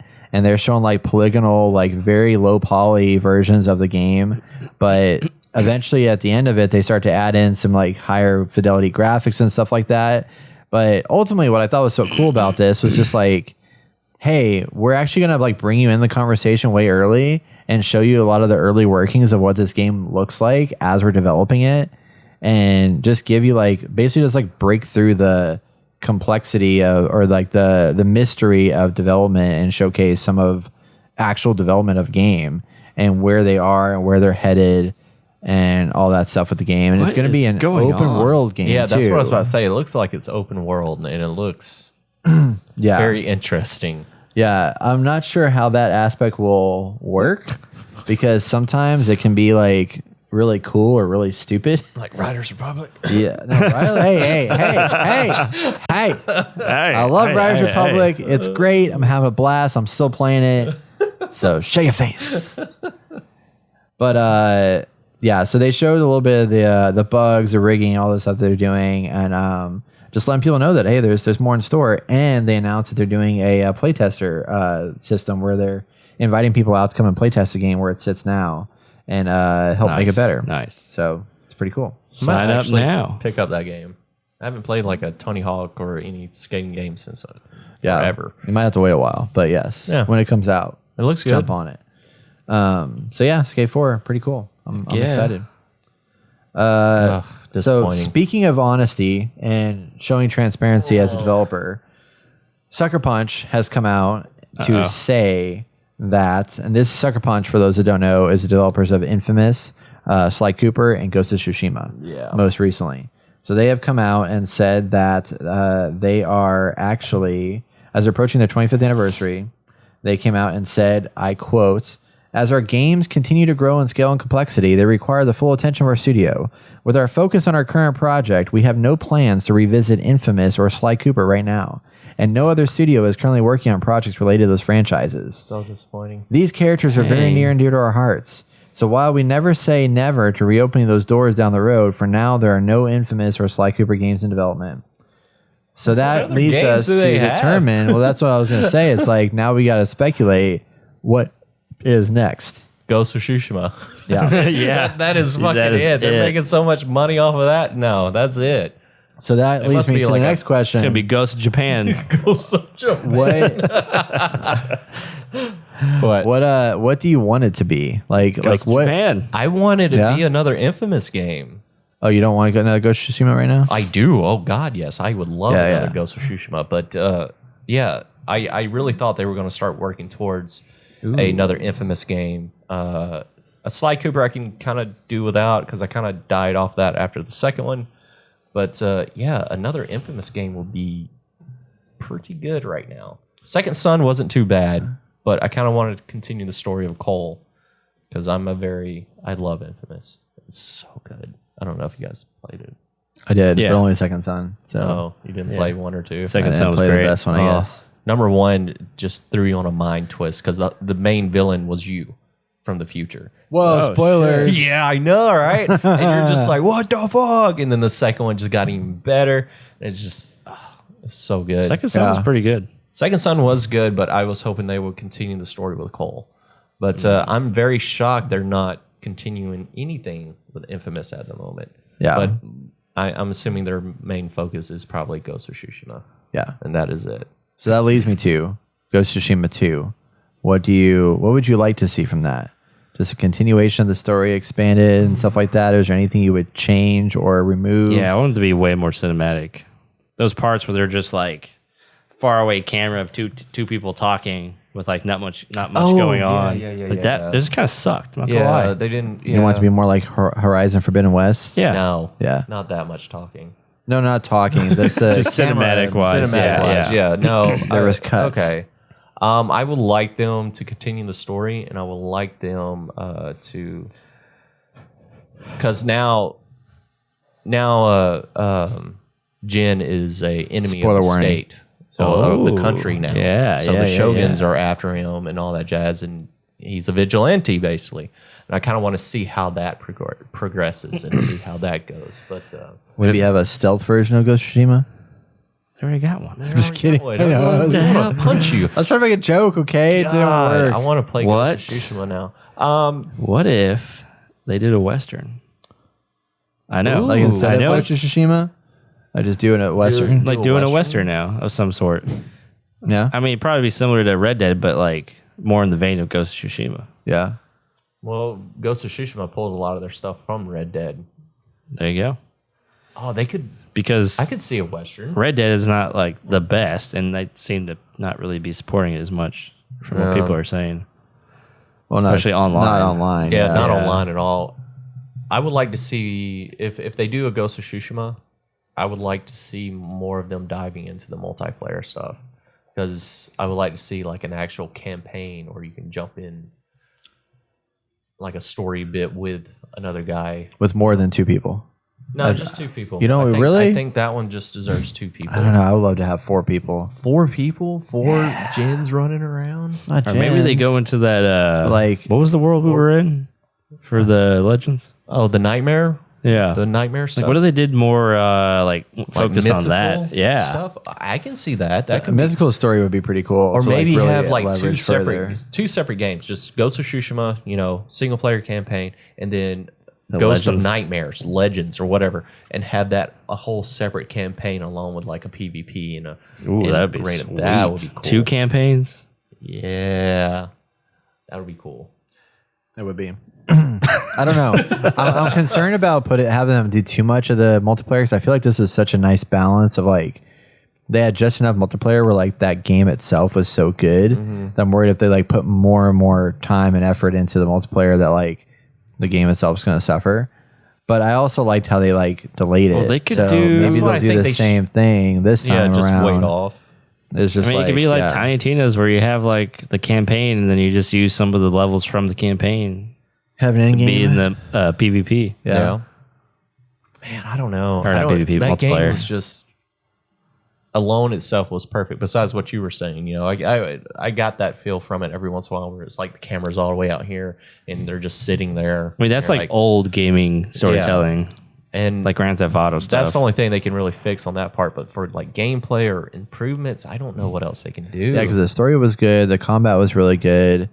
I mean, I could see like maybe like, I don't know, less of the. I mean, I honestly don't like all the collectible bullshit that they put in the game sometimes. There was the flag collectibles thing in kinda here I annoyed me. liked. The which Yeah, one? The flags.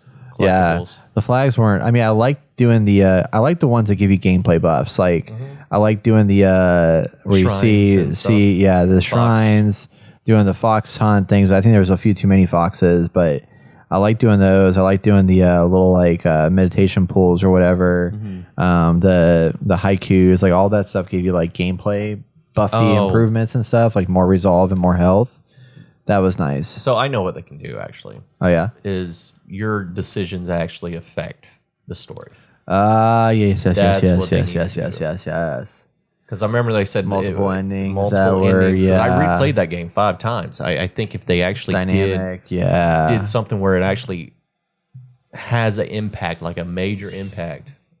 Well, I could like to even see see like if you were like the way in which you played, if it actually like affected like the way in which people in the environment treated you and approached you and stuff like that. That could be really interesting. I mean, I thought that's what they originally were supposed to go with, but they pulled back and said it's not really how the outcome they wanted to be Yeah. because it's not. They can control Jin's the story probably. Yeah. Do you like because a lot of people go back and forth on games and that.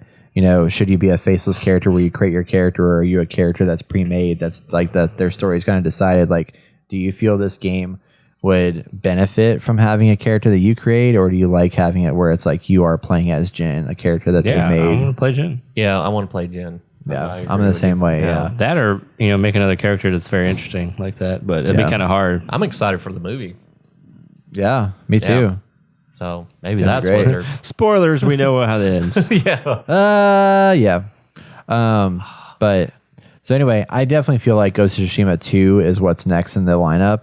But yeah, it's gonna be really hard to top this one. They're in such a difficult situation right now because there was no expectations about Ghost of Tsushima other than like from me, I looked at Ghost of Tsushima, I was like, this is just gonna be this game looks too hard, and I almost didn't play it. But because Same. it felt like a Dark Souls game. Same. Then I was like, you know what? I'm going to get it anyway because Sucker Punch and they do good stuff. Let's try it out. And then fell in love with it. And like, it's one of the few open world games I've beaten to the level that I beat it. And it's just play so it again. good. You've already played it 5 times, I man. know. I want to play it again. We don't need to Hey. keep talking about it, man. All right, let's move on. Let's move on. Game. So yeah, that's what we got there. All right. Last but not least, we have a story about Pokemon Go and Niantic. So Niantic came out a while back, 2016, released Pokemon Go. It was the shit. Everybody was. played it. They got crazy about it. It was amazing. I got the cops called on me about it. Cops caught on people. Since then, they've People been were trying. mugged just to get Pokemon. Yes. Since then, they've been trying to create the same success of Pokemon Go to much, much failure. So Not what we expected. they released a Hogwarts game a while back called Hogwarts or Harry Potter Wizards Unite. They shuttered that in January. They did bring out that, remember we talked about a Pikmin game that they were going to make? It's out. I didn't know it came out. Had no idea. It's called wow, Pikmin okay. Bloom, and it's an app. I downloaded it today. It's an app you can play, and you just run around and like collect Pikmin and like grow flowers and shit as you like walk around the world. Apparently it's doing okay, but it's not Pokemon Go. They're still obviously supporting Pokemon Go, but all that to be said, they're clearly having some struggles with trying to like get new stuff off the ground. So they have recently canceled 4 projects that they've been working on. One of them was a Transformers game. Another was a collaboration with Sleep No More company Punch Drunk. And they're also reportedly set to cut about 85 to 90 jobs. So that's not like a huge number, but that's still like, 90 salaries and stuff like that people are going to like lose out on. Mainly because like they just haven't been able to find another success story beyond Pokemon Go, which has now surpassed $6 billion in global lifetime spending across the App Store and Google Play Store. So people have spent $6 billion playing that game. It's a lot of money. Wow. It's crazy. COVID kind of killed Pokemon. Actually, Pokemon Go kind of killed Pokemon Go. Yeah, I agree. It's coming back now. Like some people I know some people that are still playing it on a regular basis. My neighbor across the street plays it. Oh, nice. And then a buddy of mine from what I used to work with plays it often. Was trying to get me to do raids and stuff like that. But I went into just the other like- It's day. like Farmville. Yeah, I would just like to this battle point. each other, to be honest. You can. Yeah, I see that now. Yeah. I went into the other day and I was like, it's just overwhelming now. There's so much stuff in it.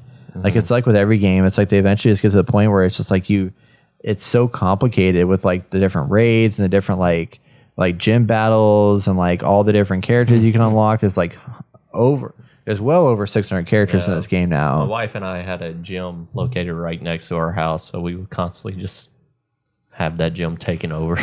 Nice. Wow. That's what Yeah. happens, man.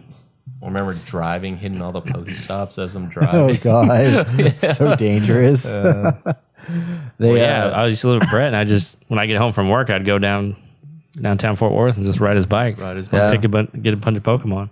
We had a guy get into an accident at work because he was Oh, playing man. Pokemon Go while he was driving a government vehicle. Oh, crashed it. Wow. That's not good. That is not good. Most recently, they announced that they're doing a mobile game. This is going to blow y'all's mind. Ready for this? Ready. Brand new game. It's called NBA All World. And it is a game, it's a sports game intended to blend the real world with one-on-one basketball, as well as collecting and fashion. All right. What? So, Who asked for that one? Someone with a lot of money. You know what? Basketball people, they want a game where you can go around the world and collect shit, Play basketball. You can just go outside and play basketball. Go- No, what the hell? But that's the idea. So supposedly this game is going to get you and encourage you to go to like basketball courts around the world and like meet up with random strangers and play basketball with them. Or just at parks that may exist. So you might like, I don't know Can what you you do imagine there. someone but sitting next to a basketball goal playing that game on their fucking phone? At a winning. bar? I'm winning. I'm winning. I'm winning. Oh, hey, You're losing. You want to play basketball? Okay, hang on. Let me swing. swing. Oh wait, let me grab this ball real quick. Oh, I made it here. I didn't make it up there. You're but gonna I have made it real here. people come up and be like, "Hey, man, we're trying to play basketball." No, I got taken right Yeah, now. of course, taken. Of course, taken. Oh my goodness. So yeah, it's kind of weird, but NBA All Okay. World, y'all. Watch check this it game out. be the most successful game in the world. Okay, That cool. pissed me off, but Yeah. that's it. That's what we got. That's News. That's it for news this week. Don't forget, if you haven't subscribed to us on YouTube, you can go to youtube.com/gamer to watch all these videos and more. So head over there, subscribe, hit that button, and we'll be right back for our top of the show.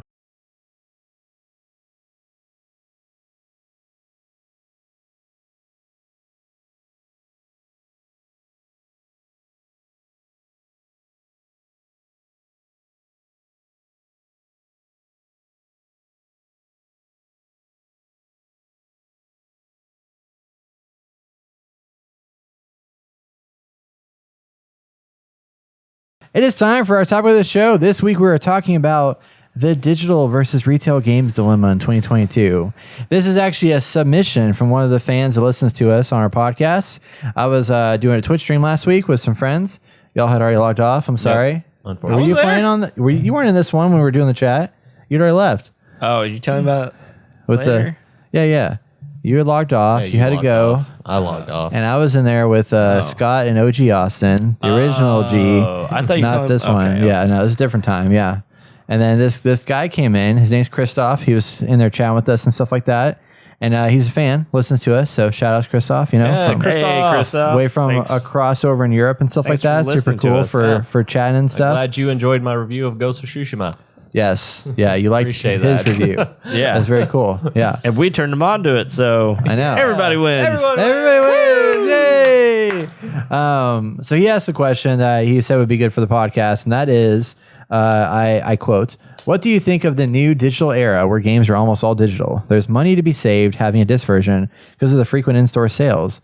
Also, I added to the thing, also the ability to be able to sell games back and stuff like that. Yes. So his mention was like, there's a lot of stores that happen in store, making a big, motivator of buying a disc version. And then just even like what Austin does, selling games back. I think you do that too, don't you? I do that on occasion. certain games.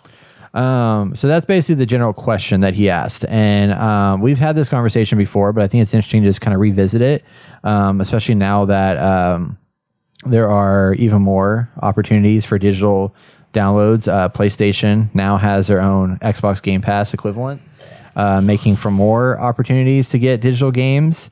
So I pose the question to y'all.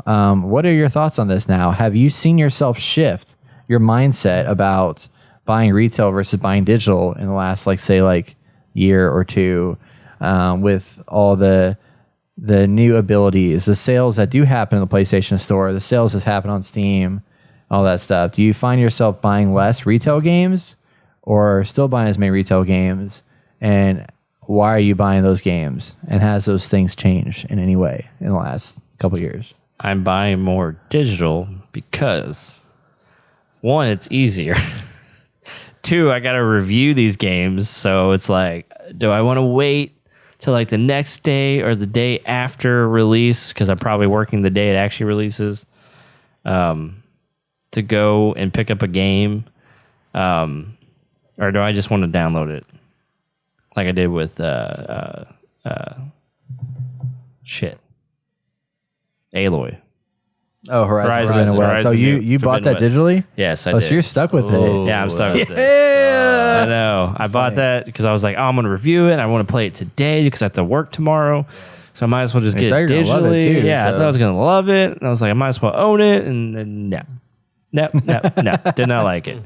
But yeah, so I do bite the bullet sometimes. But But if I know it's a game, in the past, I'd usually get games I know I'm going to return on or sell back to GameStop. So I'd go to GameStop and buy them because you get points for buying games and points for turning them, selling them back. Yeah, and I feel like it's a win for the customer, in my opinion. So yeah, not sadly, I just buy more games because it's easier on PC. Yeah. And now that I have my PC laptop at work, it's just easier to buy stuff. But with Xbox Game Pass, I just download a bunch of shit. It's easy. It's just super easy. It's like, oh, what I want to play today, I'll just download this game.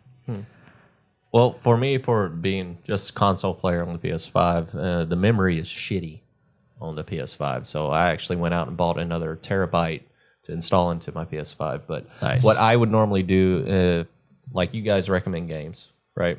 And for a prime example, Battlefield 2042, I could either buy that digitally or disc. So with games like that I'm hesitant on, I will buy a disc because I know if I'm not enjoying it, like Elden Ring, I traded that in. Unfortunately, it wasn't my game. I appreciate the game, what it's for, but I traded in, got my money back ish, and bought another game with it. But for like a game like Tiny Tina's, I got that right off the bat digitally. And I try to not let the pre-orders affect if I want to buy it from GameStop, if I want to buy it from this. I use it, how I think about it is like, can I see myself playing this game for a while?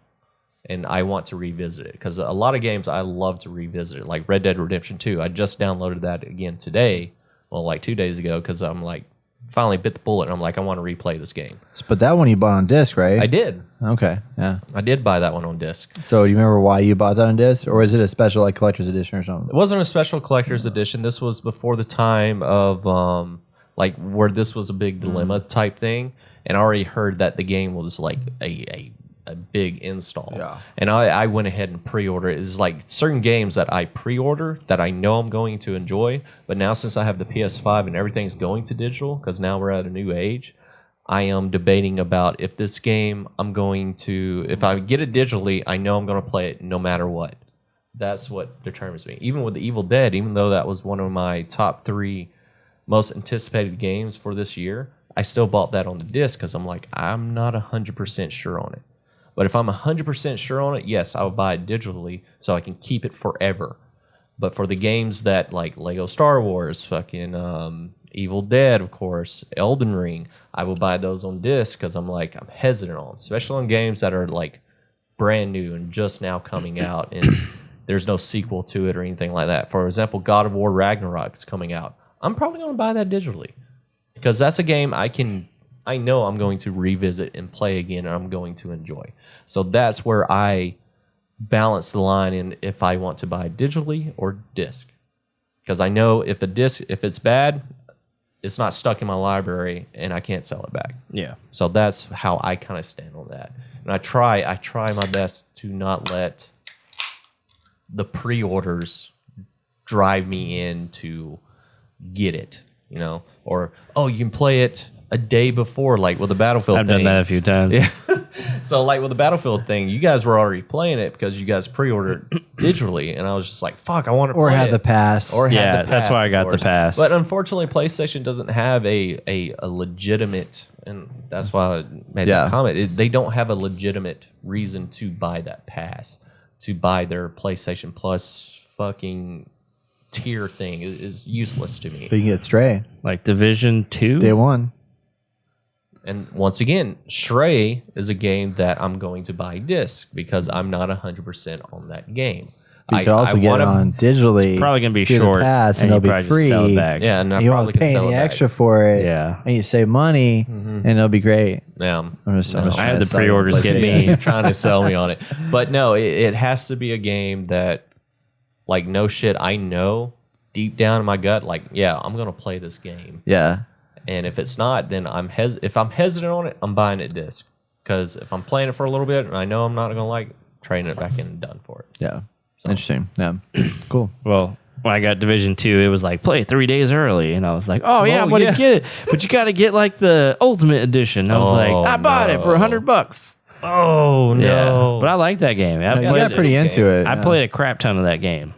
I would have played more, but I think Travis was just like, dude, this game just sucks. Yeah, you got me convinced to buy it, and I bought it. I did? Oh, shit. I'm sorry. Because we were talking at one of the events. But did y'all ever play together? I was like, yeah. I don't think we ever played we together. We played once together, and then you fell off of it. Yeah, because I already been like pretty deep on And it. I think you went back to Destiny after that. Yes. I remember that time. That's another If I had $100 for every time we like revisited Destiny for like a week, I'd be rich. Destiny's just one of those You would not be games- rich. You'd be like $300 deeper. Is like one of those games almost like Rocket League or something. You can play it for a little bit, and you're kind of like, okay. And then you're done for it for a while, and then you jump back into it. And it's just... I They saw just somebody need to stop. post a thing the other day that said Destiny 2 is the Please greatest game ever made. And I was like, no. I love Destiny. Hard but stop. it's too much Destiny's fun. bullshit. Too much bullshit in there. What Yeah. about you, Brett? What do you... I see like a whole bunch of fucking games up on your... Yeah. Our No, wall. There's not many, actually. Our wall. Our wall. There's not many over there, actually. There's Oh, just you a mean few. over there? Yeah, Yeah, out or right right here. there. Yeah. Not right here. Oh. Yeah, out in the living room. Okay, yeah, they're yours. Yeah, they are. Yeah, that's right. Okay.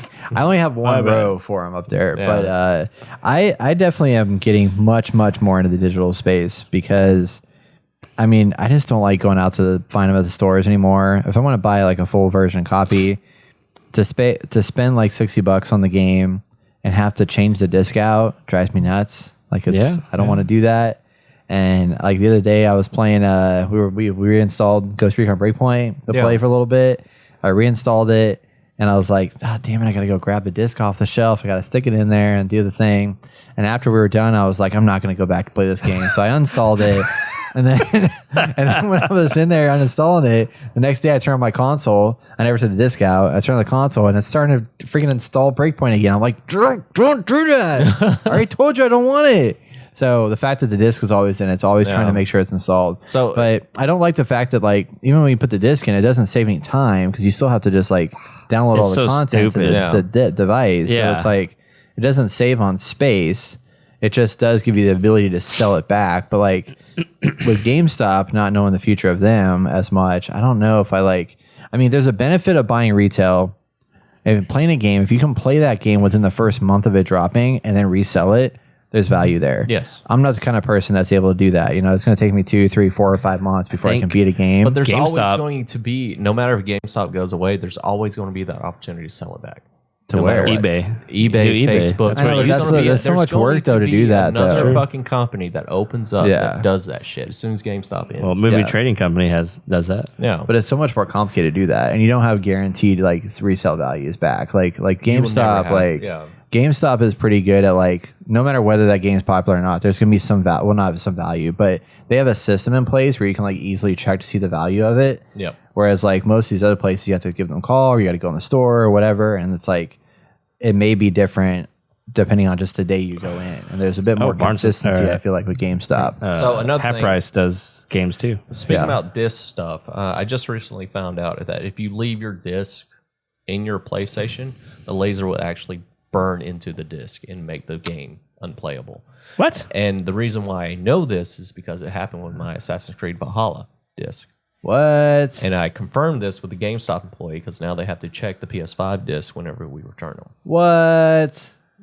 So just a heads up, try your best to not leave your disc in Oh, there. shit, I unless better go you're home. See, that's actually even more playing work it. with retail. You know, you So- got to take the disc out every time. What the fuck? Okay, look, there's got to be a conspiracy It because could be, but my Assassin's Creed Valhalla disc is not working. That thing stayed in there majority of the time because a lot of my stuff is digital kind of now.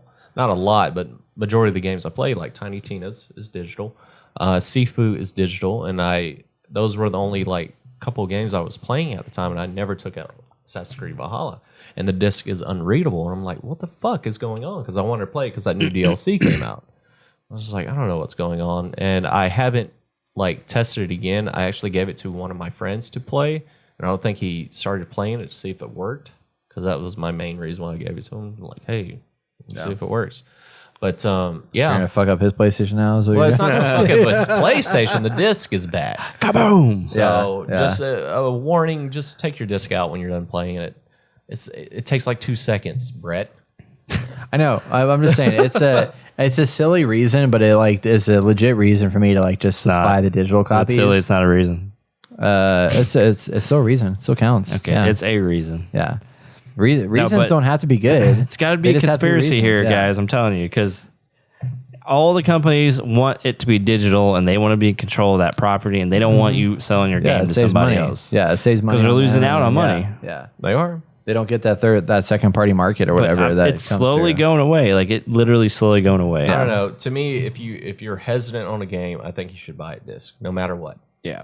And then digitally, if you know it's going to be a good game, and which that's kind of hard to tell sometimes, but if you know it's like a sequel to a game or it's a game you've been waiting for so long, you know the ins and outs of it, watching gameplay and all that shit, then buy it digitally because you're guaranteed to go back to it. Because I replay a lot of games. I think on the digital side, the benefit I can see on there, I mean, like, I've been buying a lot more digital because I just, again, don't want to go to the store. I don't want to deal with don't all like that people. stuff. I like people. I love people. People are great. But it's just a lot easier to just be able to, like, go up my app. That's something buy someone it. would say who doesn't like people. No, I love people. Yeah, I hang out with people all the time. Yeah, people more than y'all do. You're here first. I'm always hanging out with people. Yo, what are you talking about? Anyway, so I buy these digital games because I can buy them off my app. I can like get them installed on my console before I come home. Like that stuff's really nice. Yeah. But also like if you're a type of gamer that, again, like I said, if you're gonna buy the game and finish it in a month when it first comes out and sell it back, cool, that's great. But if you're willing to wait on some games because there are so many games that come out, like you can actually save a decent amount of money on stuff by buying just the games you're really, really hyped about at the beginning and then waiting to buy the other games. Because nowadays, a lot of times, if you're on PlayStation, they're within a year, a lot of the second tier games are going to be out on PlayStation Plus to download for free, which is cool. And then, or they're going to go on sale somewhere. Like you're going to have a big sale on especially if you're a PC gamer, like Steam sales are like abundantly everywhere. So you can buy a game for on sale there.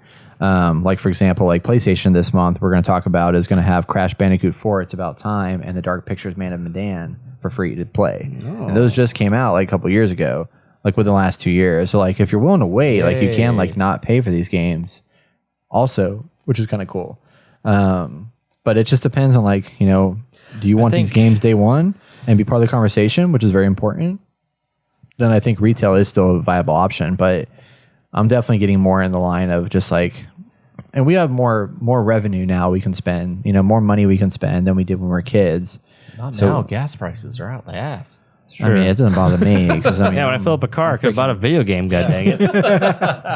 yeah, It really gas does prices are depend crazy. on your situation. Like Yeah. for you, it doesn't make sense for you to go to GameStop all the time because there's not one really close by to you. That's true too. Like, you yeah, have to I drive like 20 far to minutes. get to it, yeah. That's true. Like mine's like a 10-minute drive down the street. Yeah, if I had one over there in the Target down the street, like 5 minutes away, I'd do it all the time because Yeah. it's like a hop and a skip. But, yeah, that's right.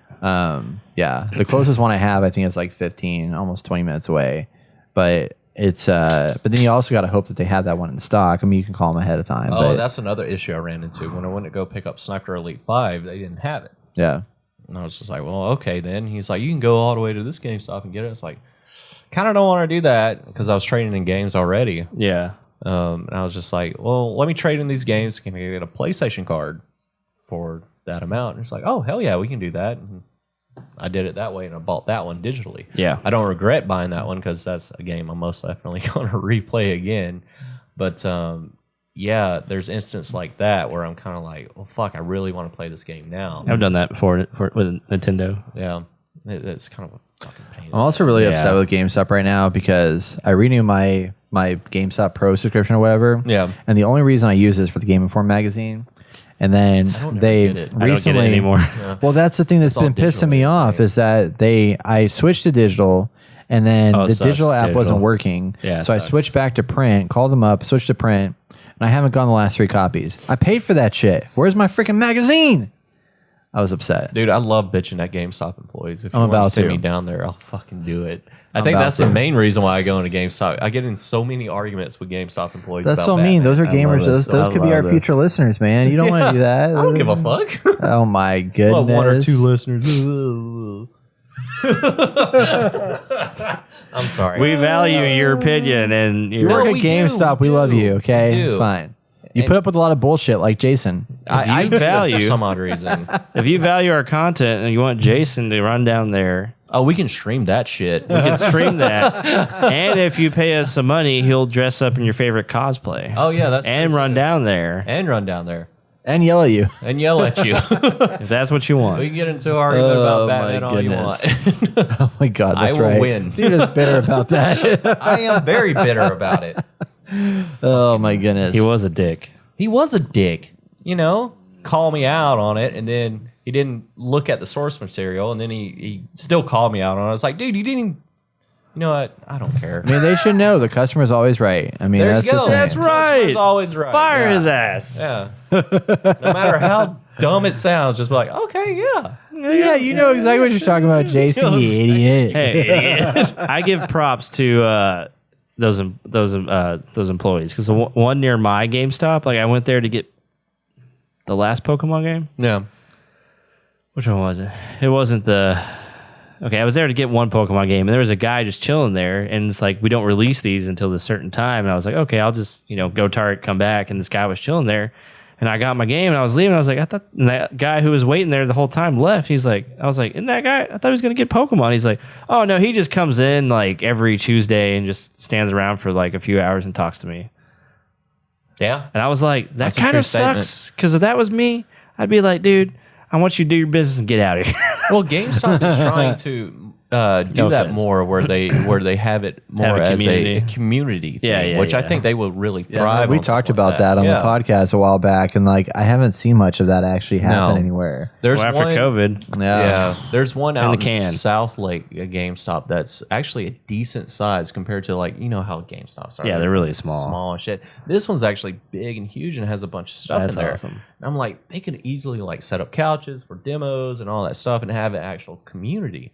And I think if they reach out more that route and have those weirdos that just sit outside and just wait to talk to GameStop employees, they can actually have a good, I don't know, influx of income to come in. You can sell drinks or something. You can have like a board game night or have people come over to Dude, that'd be genius. maybe do a podcast there. They definitely need just sit more around and space. bullshit. They need to Yeah, get bigger yeah. spaces for that Spaces, stuff. but I have but- seen they're changing, they're redoing the floors, and we saw that one that they launched in California to kind of see how that would work out. Yeah. And the new design for how it looks is a lot better. Yeah, it's just Yeah. and then, like you said, But they don't think, have. I think COVID kind of hindered that screwed a lot of little bit, yeah. so. Oh yeah. Yeah. It is really weird walking into retail stores nowadays, especially in the technology space of It is. walking to a GameStop. I feel like the fact that their computer systems still don't have point of sale systems that cross over Yeah, from store to that's so store annoying. is the stupidest thing I've ever heard in my life. And then I think they walked have in- that now. No, they don't. No, They don't? not to the level. they don't. No, Even when they Just switched to recently- Xbox, the Microsoft thing. that hasn't been fully implemented yet. I don't Just think. recently, Yeah. I pre-ordered Evil Dead at one GameStop. They didn't even have it yet. And they're like, you have to go to this GameStop all the way down here. I was like, are you out of your mind? I was like, I pre-ordered it here. He's like, yeah, we have to. Let me call him. Oh, he's not answering. I was like, I want to play this game now. What are you doing? It's just Yeah, like- so stupid. Well, they do give your games away if you're not there like the day of. Sometimes they'll just be like, I was there day of. I know. And I went there one time. You know what they said? They're like, oh, I was like, I want to pick up this game. And like, oh, did you pre-order? I was like, no. I was like, well, we only have as many pre-orders as people bought for it. And I was like, how do you not have extra? Yeah, That's from like 5 or 4 Amazon.com extra. buy, which sucks because I don't just go buy right next buying door from to Target. Amazon. Oh, that's a good point. Yeah. It's just there's There's, a Target next to my uh, GameStop, so I'll just go there. And that's what's funny too is I think they strategically place GameStops in Target parking lots. I think that's no, like legit. Like I think that's part of the plan because like I remember Radio Shack. I knew a guy that used to work for Radio Shack back in the day. I got a story about that later on. I'll tell you guys. So Radio Shack used to do exactly the same thing. Like they strategically purchase real estate locations in Target parking lots because they knew people would go to Target and be like, oh yeah, I need this technology thing, so let me just go to Radio Shack right there. I need this technology thing. Yeah, so I think GameStop does the exact same thing as they thing. position themselves in lots that are like near a Target because Gotcha. it's going to increase their revenue sense. sales, which is Makes kind of sense. crazy. But yeah, I don't know. I feel like I'm definitely going more and more into the digital of everything. I love getting digital games. I don't really care much for the disc anymore, unless there's like a cool like I bought the Red Dead 2 collector's edition. Yeah, So I thought the kit was cool. You didn't beat it, but I didn't beat it. It's fine. Yeah, fuck you. I bought it for I think Borderlands 2 as well. Yeah. Not Borderlands 2, 3. Borderlands 3. So I'll buy those every once in a while. Still books are cool. Yeah. I'm really into those. Still books are cool. I have the still book to Battlefield 2042, and I wouldn't have bought that. I wouldn't have bought that either. you motherfuckers. That's your Actually, bro. you know, I didn't buy it. I pre-ordered it, and You this stole is it? No, this is another good thing about GameStop. Like I pre-ordered it, and I'm really good friends with the guys up there, even though I give them shit a lot. I was gonna say what? It's Yeah, the I same know. one you had the argument with? No, it's not the same one. This one's different. But he's just like, hey, you pre-ordered this. I was like, awesome. He's like, you want to still book? And I was just like, not really. He's just like, well, you didn't pre-order like the special edition, but we have an extra one. And Sam's like, just fucking take it, Jason. And I was just like, sure. Just, I'll take it, I guess. So, Yeah. How do you feel about it now? the game No, the still book. Now that you have it, is there you had it in taking your up fucking hand. space. That cold still just touching your hand. I think it's pointless. you open it up and it's an empty box. But it's sturdier. It's an empty box, basically. Yeah. If you accidentally, like when you're moving, you accidentally put like a heavy ass book on top of it, it's not going to break. Well, you see, That's right. the issue with that, I actually play my games. I don't have them just stacked up. No, when you Would go to put stuff move, on you have to there. move those games at some point. Yeah, I'm just so, making fun of you. You know not what I'm playing saying? the You game for beating idiot. I know. If you look at the list up there, I have Just a split. I have a Joy-Con disc that divides the games that I've played and beat and the games that I haven't. It's about half and half. It's right now. not half I like It is, yeah. You have division. Some of them I played and then was like, I'm not going to ever beat this. So then I put them in the completed. He said he was going to area. reinstall Red Dead 2 now. Yeah, I am. Yeah. After I beat Horizon and God of War. Horizon. Oh, I will beat Horizon. And you you'll son of never a beat bitch. God of War. Oh, I will. You just I- play games right when we come in and make us think that you're playing games. That's what he does. I played. Hey, no. Which game am I going to put on today? They're showing I up. Let me played- put on a game. I played 6 hours of Horizon this weekend. Okay, so I played impressive. a lot. Played Wow. about 3 or 4 hours on Friday night. I played about 2 or 3 hours yesterday. Before I like- left for that's the half a year's for the worth of family. game I know right it's there. great. I'm It's off good. all this week. I'm going to try to beat Red Dead 2. Oh, you probably will. Yeah, yeah. You can sit longer than I can. You See, I probably can't sit that long. My body gets tired and Dude, sore I and can stuff sit like there that. fucking forever. Yeah, Like, I it's can crazy. sit Well, there you're and probably just- drunk. Yes, that is a true statement. numbs the pain. You're that So- guy from South Park. So here's my thing about Red Dead 2. I got the very good ending, and I want to go bad in this one, but my heart inside of me does it. Oh, it's so hard. It's so hard. Yeah. Like, I don't- Mass Effect, it's hard to be Yeah, it's just like bad guy. I don't want to be the bad guy. That's so funny. You should. I do want it, to. yeah. I'm trying to force myself to do it, and I haven't got to that point where the honor system affects you. And I'm like, I don't know if I can do it because I'm sitting there reliving moments in the game, and I'm like, oh man, that's pretty dark. I don't want to do that. So I think several times. So I always try to be like really, really good in Mass Effect. Then I go try to be really, really, Really bad. bad, yeah. But then I try to be neutral. That was weird. Because like sometimes you're good, but sometimes you're bad. Yeah, you never know where you're gonna go. I know. And if I got too much one way or the other, I was like, damn it, I got to go back. Yeah, Gotta be try. bad I'm or gonna good. play it though. It's definitely gonna happen. Anyway. Just give it time. So It's gonna be great. that was right. random. I know that was it. So, well, that's gonna wrap up our topic. I think. Basically, we some of us like digital, some of us like retail. Yeah. That's where it stands. But I definitely feel like we're gonna get. I mean, next console generation. Oh yeah. They're probably gonna be like, yeah, we're just not making digital. I mean, it's kind of like right now. It's like it's weird buying I bought a PC case. And like no PC cases have like disc slots anymore. Like it's just not a thing. Yeah. Which I mean, I don't ever want one And on my I have a feeling thing, but consoles that's are crazy. going to it. I know. think this PlayStation was- already has one. Yeah, well, I think this is their step since they came out with digital and disc. Yeah. I mean, Oh, yeah. the Ultra HD player is pretty good, you know, but I think they're slowly moving towards like, Oh, yeah, yeah. we're Oh, done. Yeah. It's going downhill, sadly. Well, That's why we need Game Passes for all systems. Ooh. you say that now. Eventually, we're going to be like, I hate Game Pass. This is awful. It's so expensive. See, the quality's Welcome to the terrible. cycle Well, of no, if they life. had Game Pass for strictly PlayStation games, Yeah. then that would be easier, especially on the developers. Yeah. Well, I mean, it's the money's not as high though. That's the hard part. It's like they're not getting as much money out Let's of it. not get back in this conversation. I know, right? Woo! That's whole thing. Thank you again there, Christoph. Yeah, thank you for submitting the question on Twitch. Thanks for tuning in and watching us. It Yes. was really appreciated. And thanks everybody else for listening to us or watching. Did you know we have merchandise? You should head over to our website. If you're watching, you can look at my shirt. That's Yeah. right. He's got a shirt on. He's got a shirt on. I didn't wear mine. Yeah. I saw you wore it out. I the other did. day, I so did. that was wear it cool. out. Yeah. Every time I go out to like a public place, I wear it to show it Hell off. yeah. I thought you wore it out like you already knew Oh, one. Oh, no, I yeah, do yeah. wear it out. I have the new one though, the tank top. I thought about wearing it Oh, today. nice. Oh, But I nice. didn't want to show Which up color did too you much get? skin. Blue. Okay. Nice. Yeah. Is there any other color? Well, no, there is. There's a I know purple. there are, but is there really any other color you should get? Fair. Navy blue. So, because it doesn't come in that color, actually, Yeah, the tank top unfortunately, that's doesn't what I come was in that looking color. for. They don't. I couldn't get the tank tops to show up in that But color. it's So so it's like soft, a dude. The tank purple, top is and like- then it's a blue, like a lighter blue. I got you. It's my Yeah. favorite workout shirt.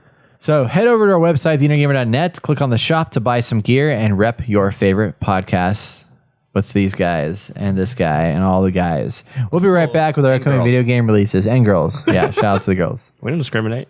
Yeah, we'll be right back with our upcoming video game releases. It's a new month, and that means free games. Macho Man Randy Savage. I hope I don't get copyright struck for that. Here are the games you can pick up with Xbox Games with won't. Gold He's dead. subscription. Is he? Yeah. Yes, Oh he's dead. man, poor guy. I didn't know that. Snapped into his last Slim Jim. That's right. These are games you can pick up with an Xbox Games with Gold subscription or PlayStation Plus. On Xbox, you can play games that I've never heard of, like Beast of Maravilla Island, Relicta, Thrillville Off the Rails, and a game I have heard of, Torchlight. And then on PlayStation, you can get games I have heard of, such as Crash Bandicoot 4, It's About Time, The Dark Pictures, Man of Medan, and a new game we're about to talk about, which is their attempt to do what they did with Destruction All-Stars and release a game that they hope people play, but probably won't, but we'll see what happens. What's it called? This game is called Arcadegeddon. And it releases on August 8th. No, July 8th, whatever this month is. Arcadegeddon is coming out to all systems, but it's going to be free on PlayStation. Gilly, the owner of a local arcade, is trying to save his business from a faceless mega corporation. To do so, he takes all the top arcade games and connects them to make a super game. Unfortunately, that mega corporation, Fun Co., hacks the game and injects a virus. You and your friends need to save the game in the last hometown arcade. This ever-evolving multiplayer shooter allows you to team up with 3 friends to explore multiple biomes, mini games, find hidden chests, and defeat numerous enemy types and bosses. Arcadegeddon is a cooperative multiplayer experience that provides a mix of PvE and PvP experiences that allow for all different speeds of play. Woo. So there you go, Arcadegeddon. pretty. All right. Free. I might get into it. Yeah. It's All right. free. On August 13th, we have Loop Master. Loop Master is a 3D platform. Mancer. Damn it. Loop Mancer is a 3D platformer roguelike action game with realistic graphics that takes place in a cyberpunk universe.